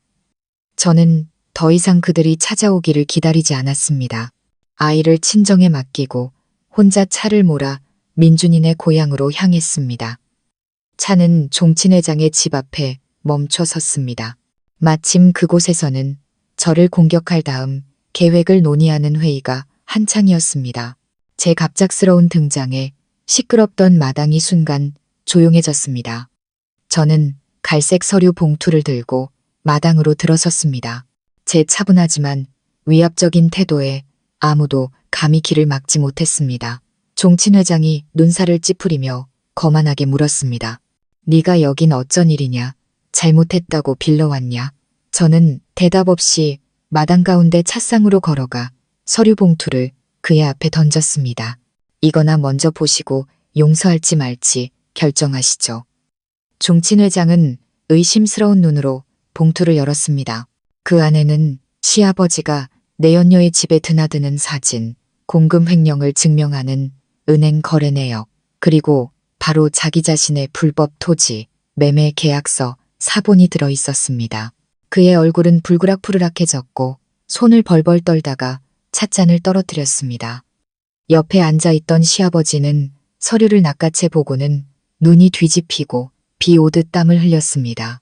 다른 사람들도 몰려들어 서류를 보고는 경악과 경멸의 시선으로 자신들의 지도자들을 바라보았습니다. 저는 그들의 새하얘진 얼굴을 훑어보며 차갑고 단호하게 말했습니다. 어르신들이 명예를 얼마나 중시하는지 잘 압니다.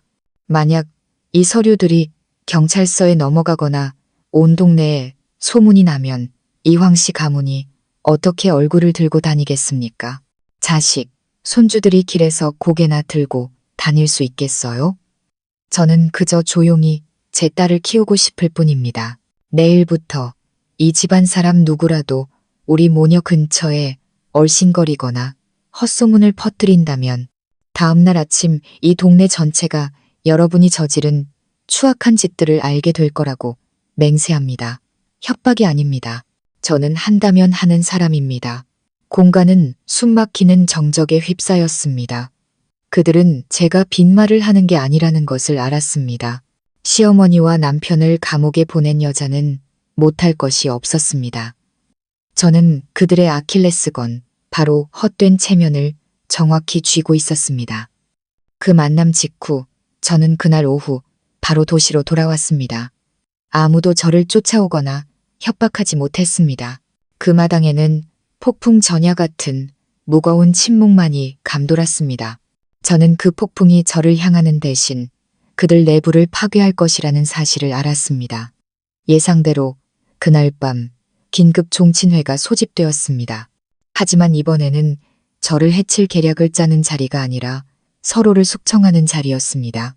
탐정의 보고에 따르면 자신의 비리가 드러날까 두려워진 종친회장은 즉시 태도를 바꿔 모든 죄를 시아버지에게 뒤집어 씌웠다고 합니다. 조상 위패 앞에서 시아버지는 공개적으로 망신을 당했습니다. 공금 횡령, 내연녀 문제, 아내가 손녀를 독살하고 아들이 감옥에 간 일까지 모든 것이 까발려졌습니다.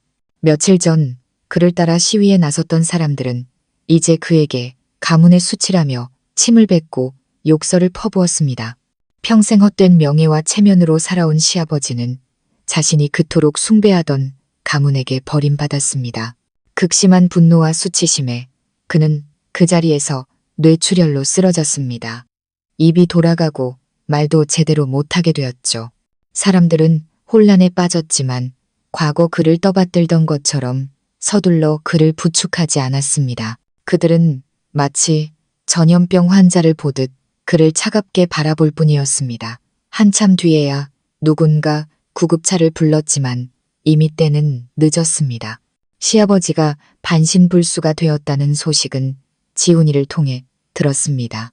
저는 소율이의 머리를 빗겨주다가 그 소식을 듣고는 짧은 한숨만 내쉬었습니다. 제 마음에는 통쾌함도 동정심도 없었습니다. 그것이 그가 치러야 할 대가였습니다. 인과응보는 누구도 피해갈 수 없었습니다.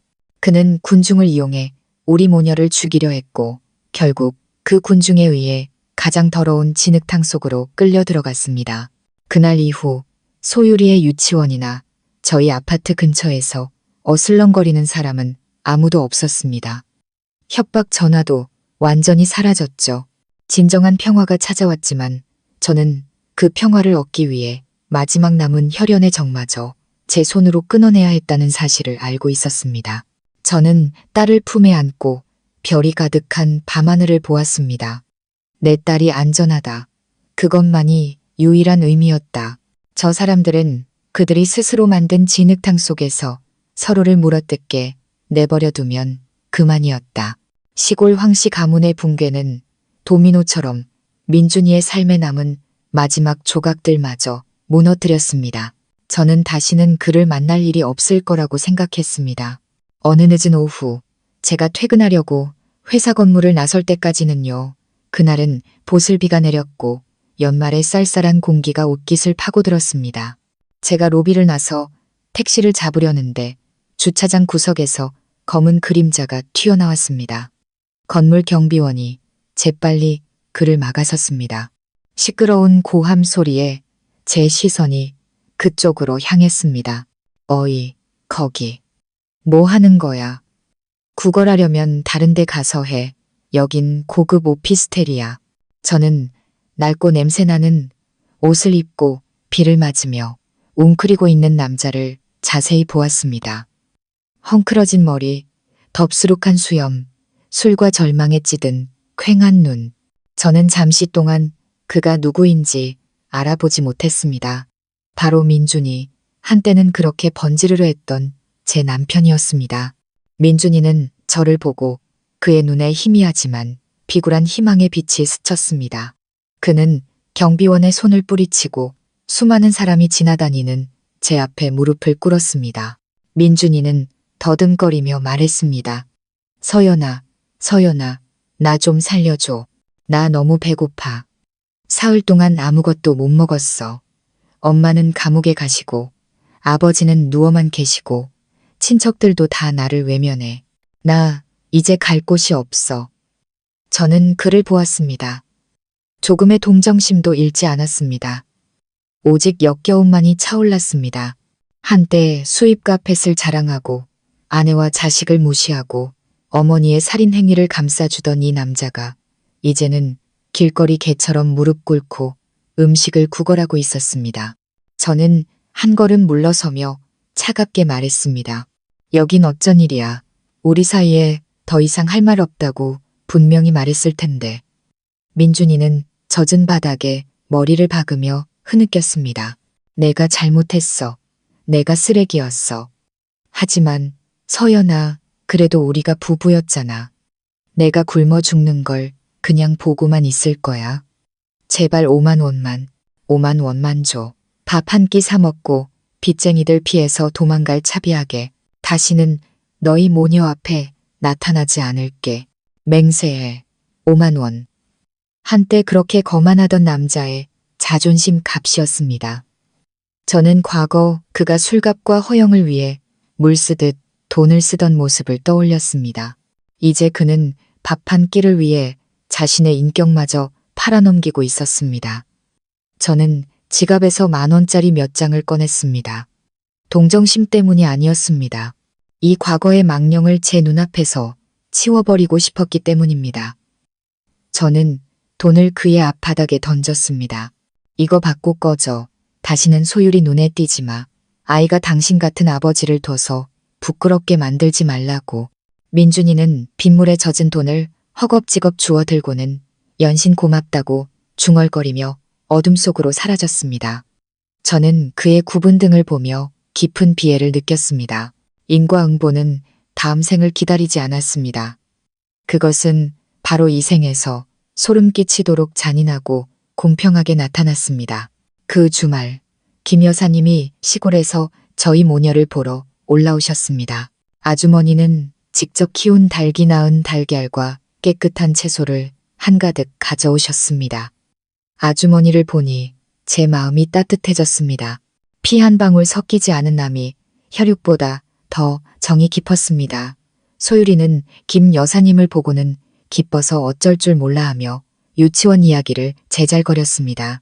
점심을 먹고 소율이가 낮잠에 들었을 때 저와 김 여사님은 베란다에서 차를 마셨습니다. 아주머니는 슬프고 미안한 눈으로 저를 바라보았습니다. 서연 씨, 소율이가 저렇게 건강해진 걸 보니 정말 기뻐. 옛날 일을 생각하면 지금도 소름이 돋아. 그런데 그 시어머니가 왜 그렇게 악독하고 어리석어졌는지 알아? 저는 고개를 저었습니다. 아주머니는 한숨을 쉬며 마치 슬픈 예시이야기를 들려주듯 말했습니다. 옛날에 나랑 그 양반이랑 같은 동네에서 자랐어. 젊었을 땐 참 착하고 부지런했지. 그런데 그 황씨 집안에 시집 가서 지금 자기보다 10배는 더 지독한 시어머니를 만난 거야. 그 양반이 딸을 셋내리 낳았는데 제대로 돌봄을 못 받아서 다 일찍 죽었어. 시어머니는 그 양반을 독한 나무, 열매 못 맺는 년이라고 욕하고 저주했지. 헛간에서 재우고 굶기고 심지어 아들 낳으려고 남편 첩까지 드릴 뻔했다니까. 저는 소름이 돋았습니다. 악의 근원이 또 다른 고통에서 시작되었다니요. 아주머니는 차를 한 모금 마시고 말을 이었습니다. 그러다 민준이를 임신했을 땐 거의 미친 사람 같았어. 아들 낳게 해준다는 약은 다 먹고 부적은 다 구해오고 민준이를 낳고 나서는 그 애를 하늘처럼 떠받들었지. 아들을 낳아야 한다는 생각이 뼛속까지 밝혀서 병적인 집착이 된 거야. 그 양반도 한때는 남아선호 사상의 피해자였는데 그걸 이해하는 대신 똑같은 가해자가 되어버린 거지. 과거에 자기가 당했던 서름과 압박을 고스란히 며느리랑 손녀한테 풀어버린 거야. 김 여사님은 제 손을 잡았습니다. 거친 손에서 깊은 공감이 전해져 왔습니다. 내가 이 얘기를 하는 건 그 사람을 용서하라는 게 아니야. 지은 죄는 당연히 벌을 받아야지. 다만 악이라는 게 그렇게 대를 이어 전염된다는 걸 말해주고 싶었어. 누군가 끊어내지 않으면 계속되는 거야. 서연 씨는 정말 용감했어. 그 지긋지긋한 고리를 끊어내고 소유리를 구해낸 거니까.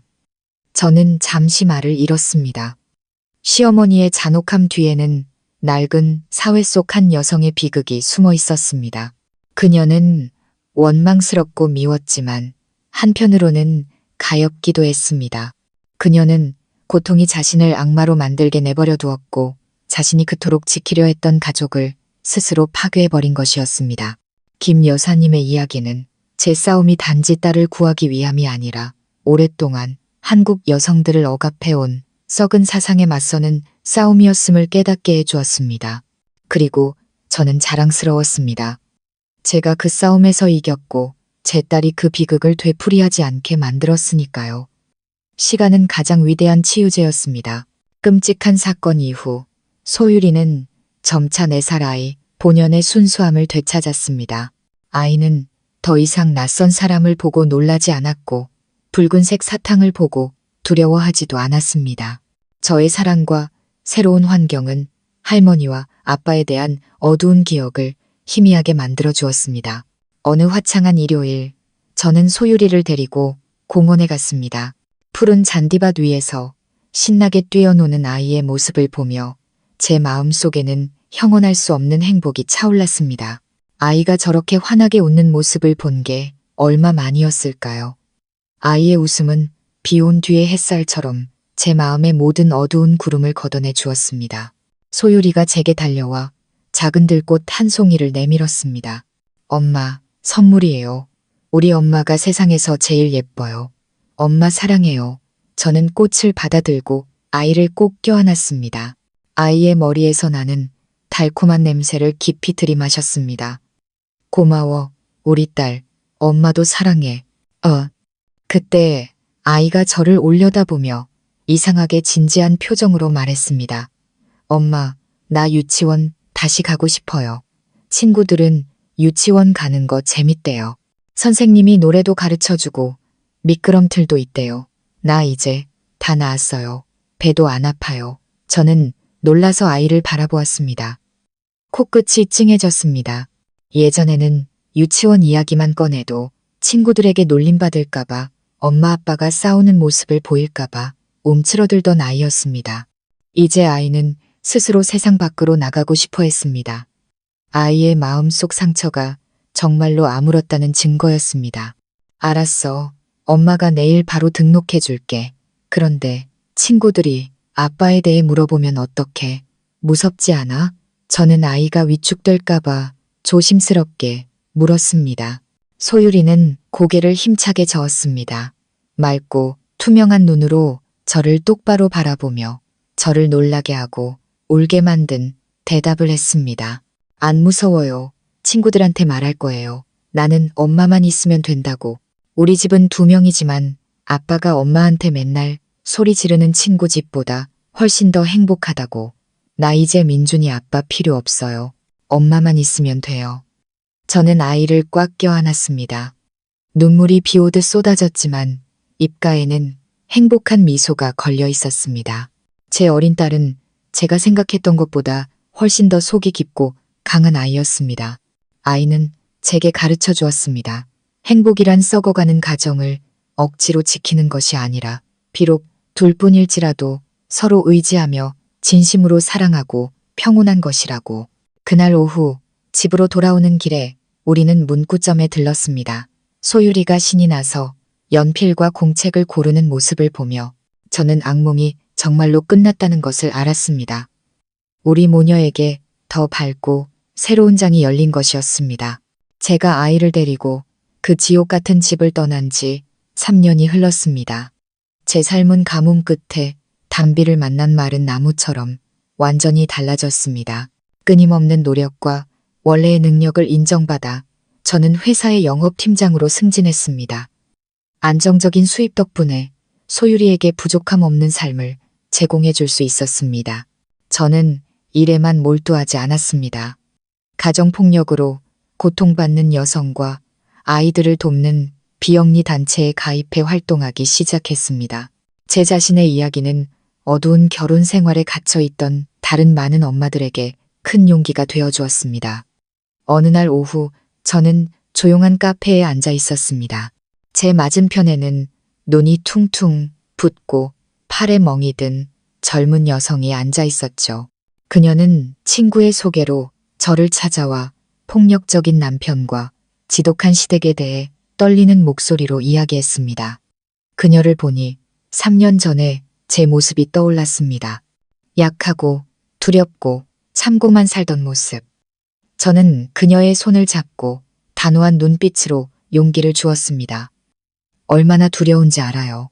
이혼하면 손가락질 받을까봐, 아이에게 아빠가 없다는 사실이 상처가 될까봐, 혼자 아이를 키울 수 없을까봐 두렵겠죠. 하지만 지금의 저와 소유리를 보세요. 나쁜 남자를 떠나는 것은 끝이 아니라 새로운 시작이에요. 아이가 상처받을 때까지 기다리지 마세요. 강해져야 해요. 당신은 엄마니까요. 아이의 유일한 방패는 바로 당신이에요. 법과 제가 당신 편에 서줄게요. 그녀는 눈물을 터뜨렸지만 그 눈에는 희망의 빛이 반짝였습니다. 저는 과거의 고통이 결코 무의미하지 않았다는 것을 깨달았습니다. 그 고통은 저를 단련시켜 자신을 사랑하고 다른 이들과 나눌 줄 아는 강인한 여성으로 만들어 주었습니다. 카페를 나와 저는 소유리를 데리러 학교로 향했습니다. 멀리서도 훌쩍 자란 아이가 친구들과 즐겁게 웃고 있는 모습이 보였습니다. 제 차를 본 소유리는 달려와 수학시험지에서 받은 빨간 동그라미를 자랑했습니다. 엄마, 오늘 선생님이 저 수학 제일 잘한다고 칭찬했어요. 오늘 저녁에 상으로 아이스크림 사주세요. 물론이지, 우리 딸 최고. 저는 웃으며 아이의 뺨을 쓰다듬었습니다. 황혼이 거리를 황금빛으로 물들이고 있었습니다. 저는 아이가 제잘거리는 소리를 들으며 천천히 차를 몰았습니다. 마음이 더없이 평화로웠습니다. 저는 더 이상 민준이나 시어머니를 원망하지 않았습니다. 그들은 제 과거 속의 낯선 사람들, 희미한 먼지가 되었습니다. 가장 달콤한 복수는 적의 불행을 보는 것이 아니라 나 자신이 눈부시게 행복하고 멋지게 살아가는 것임을 깨달았습니다. 독립적이고 주체적이며 사랑이 넘치는 오늘의 제 모습이 한때 저를 진흙탕에 처박으려 했던 자들에게 보내는 가장 강력한 대답이었습니다. 어느 비 오는 오후, 지훈이가 단골 카페에서 만나자고 했습니다. 그의 얼굴에는 평소의 활기찬 모습 대신 무거운 그늘이 드리워져 있었습니다. 지훈이는 얇은 서류철을 테이블 위에 내려놓으며 목소리를 낮췄습니다. 서연아, 교도소 쪽에서 시어머니 소식을 들었는데 들어볼래? 저는 커피를 저으며 갈색 소용돌이가 섞이는 것을 보았습니다. 마음이 이상하게 고요했습니다. 그 이름을 입에 올리지 않은 지 오래되었습니다. 그것은 이미 아물어 딱지가 앉은 상처 같았습니다. 아프진 않지만 흔적은 남아있는. 저는 고개를 끄덕였습니다. 응, 말해봐. 들을게. 그분 잘 지내시진 못하는 것 같아. 지훈이가 한숨을 쉬었습니다. 감옥 안에도 그들만의 규칙이 있잖아. 어린아이, 특히 친손주에게 죄를 지은 사람들은 다른 재소자들에게 심하게 따돌림당하고 괴롭힘당한대. 시어머니도 고립되어서 건강이 급격히 나빠지셨다고 하더라. 지훈이는 잠시 말을 멈추고는 슬픈 목소리로 말을 이었습니다. 그런데 더 무서운 건 그분의 정신 상태야. 교도관 말로는 이제 완전히 정신을 놓으셨대. 하루 종일 재봉 작업장에서 주운 낡은 인형을 끌어안고 그걸 자기네 장손이라고 부르면서 자장가를 부르신대. 누가 그 인형을 건드리기라도 하면 미친 사람처럼 달려들어 핥히고 소리 지르신다고 하더라. 그 말을 듣고 저는 상상했던 것처럼 통쾌하거나 기쁘지 않았습니다. 그저 텅 빈 공허함이 밀려왔습니다. 그토록 계산적이고 악독했던 여자가 존재하지도 않는 손주 때문에 평생을 바치더니 결국 그 집착 때문에 차가운 감옥에서 미쳐버린 것입니다. 저는 창밖을 보았습니다. 비는 여전히 세차게 내리고 있었습니다. 인과응보. 저는 나지막이 그 두 단어를 내뱉었습니다. 그녀는 다른 사람의 인생에 독을 뿌렸고 이제 그 독이 담긴 잔을 고독과 광기 속에서 스스로 마시고 있는 것이었습니다. 저는 지훈이에게 말했습니다. 그분의 일은 법과 그분 양심이 판단하게 둬. 더 이상 마음 쓰고 싶지 않아. 어쨌든 그분은 자기 인생에 가장 합당한 벌을 받고 있는 거니까. 주말 저녁 저는 소율이가 학교 미술대회에서 대상을 받은 것을 축하하기 위해 호숫가 레스토랑에 갔습니다. 소율이는 분홍색 공주 드레스를 입고 신이 나서 제잘거렸습니다. 제가 주차장에 차를 댈 때쯤 이미 해는 저물어 있었습니다. 차에서 내리자마자 저는 손님들의 차를 안내하는 한 주차 요원과 우연히 마주쳤습니다. 깡마른 체구에 헐렁하고 낡은 유니폼을 입은 등이 약간 굽어 있었습니다. 그가 이마에 땀을 닦으려 고개를 들었고 그 순간 우리의 눈이 마주쳤습니다. 저와 그 사람 둘 다 그 자리에 얼어붙었습니다. 민준이었습니다. 더 이상 번지르르한 신사가 아니었고 비참한 거지도 아니었습니다. 지금의 민준이는 10년은 더 늙어 보였습니다. 햇볕에 그을린 검은 피부, 퀭한 눈에는 체념과 피로가 가득했습니다. 그는 손님이 없는 틈을 타 값싼 도시락을 허겁지겁 먹고 있었습니다. 민준이는 저와 소율이를 알아보고는 눈이 커졌습니다. 당혹감과 극심한 수치심이 그의 얼굴에 스쳤습니다. 그는 황급히 고개를 돌리고 모자를 깊이 눌러쓴 채 마치 땅속으로 숨고 싶다는 듯 주차 부스 어둠 속으로 물러났습니다. 소율이가 제 손을 잡고 순진하게 물었습니다. 엄마, 저 아저씨 왜 그래요? 피곤한가 봐요. 저는 아이의 손을 살짝 쥐며 터져나오는 한숨을 삼켰습니다. 우리 사이의 거리는 이제 단순한 주차장이 아니었습니다. 완전히 다른 두 세계였습니다. 한쪽은 노력과 사랑의 빛, 다른 한쪽은 실수와 대가의 어둠이었습니다. 저는 다가가지도 비웃거나 동정하지도 않았습니다. 저는 그저 아이에게 부드럽게 미소 지으며 말했습니다. 아저씨 일하시는 중인가 봐. 우리 어서 들어가자. 예약 시간 늦겠다. 저는 아이의 손을 잡고 그를 지나쳐 당당하고 굳건하게 걸어갔습니다. 돌아보지 않았지만 민준이가 후회 가득한 눈으로 우리 모녀의 뒷모습을 보고 있다는 것을 알 수 있었습니다. 지금 이 순간 저의 무관심이야말로 그의 남은 자존심에 가하는 가장 고통스러운 형벌일 것이었습니다. 그해 여름 저는 우리 두 모녀에게 긴 해변 여행을 선물하기로 결심했습니다. 도시의 먼지와 슬픈 기억을 떠나 우리는 푸른 바다와 하얀 모래사장을 찾았습니다. 파도 소리는 모든 근심을 씻어내 주는 듯 했습니다. 해질녘 저는 고운 모래 위에 앉아 조금 떨어진 곳에서 모래성을 쌓고 있는 소율이를 바라보았습니다. 바닷바람이 머리카락을 흩날렸고 짭짤한 바다 내음이 실려왔습니다. 광활한 자연 앞에서 제가 그토록 무겁게 짊어지고 있던 증오와 고통이 얼마나 작고 무의미한 것인지 깨달았습니다. 저는 일어나 맨발로 물가로 다가가 차가운 파도가 발등을 간지리게 두었습니다. 저는 깊은 숨을 들이마시고 가슴 속에 남은 마지막 분노와 서름을 모아 드넓은 바다를 향해 힘껏 소리쳤습니다. 다 지나갔다. 전부 다 지나갔어. 제 외침은 파도 소리에 섞여 허공으로 흩어졌습니다.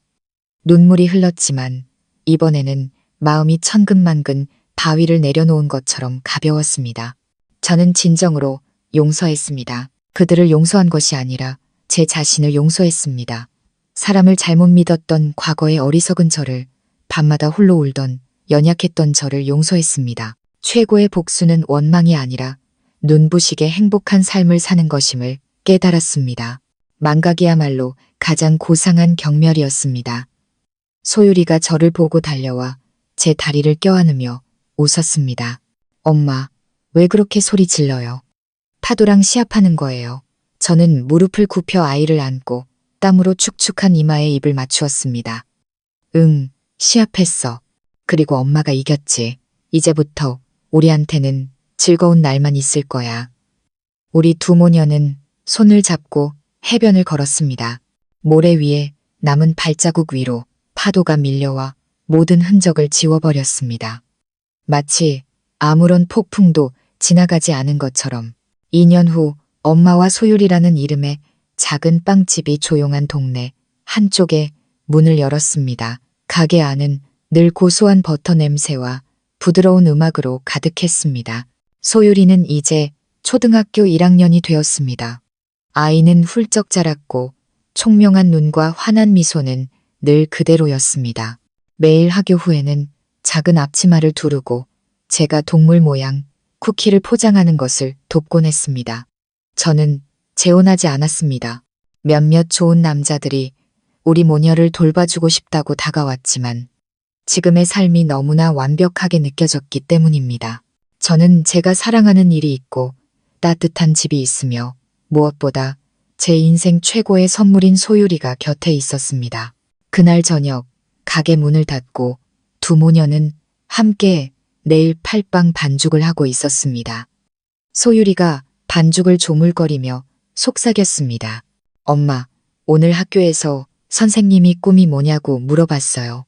그래서 나는 엄마를 지켜주는 슈퍼맨이 되고 싶다고 했어요. 저는 웃으며 아이 코에 밀가루를 살짝 묻혔습니다. 왜 슈퍼맨이야? 공주님이 더 좋지 않아?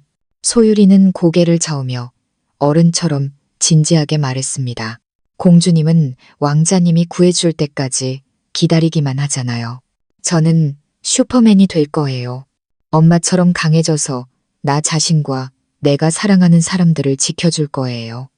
아이의 말에 저는 잠시 멈칫했다가 이내 만족스러운 미소를 지었습니다. 저의 강인함이 아이에게 자연스럽게 전해졌던 겁니다. 제 딸은 누군가 행복을 가져다 주기만을 기다리는 연약한 공주가 결코 되지 않을 것입니다. 아이는 스스로의 행복을 직접 만들어가는 사람이 될 것입니다. 저는 창밖을 보았습니다. 따뜻한 가로등, 불빛이 거리를 비추고 있었습니다. 저는 병원의 어두운 밤 속에서 흘렸던 눈물부터 법정에서 홀로 싸웠던 날들, 그리고 지금의 평화로운 순간까지 제가 걸어온 험난한 길을 떠올렸습니다. 행복은 멀리 있는 목적지가 아니었고 남에게서 빌려오는 것도 아니었습니다. 행복은 가치 없는 것들을 버릴 줄 알고 현재를 소중히 여기며 인생의 폭풍우 속에서 스스로 굳건히 설 수 있는 용기를 가질 때 찾아오는 것이었습니다. 저는 소율이를 품에 안고 빵 반죽의 고소한 냄새와 평화의 향기를 깊이 들이마셨습니다. 폭풍은 지나갔고 내일은 또다시 해가 뜰 것입니다. 그리고 우리 모녀는 환한 미소로 새로운 하루를 맞이할 것입니다. 지금까지 마음 쉼터였습니다. 시청해 주셔서 감사합니다. 다음 영상에서 또 뵙겠습니다.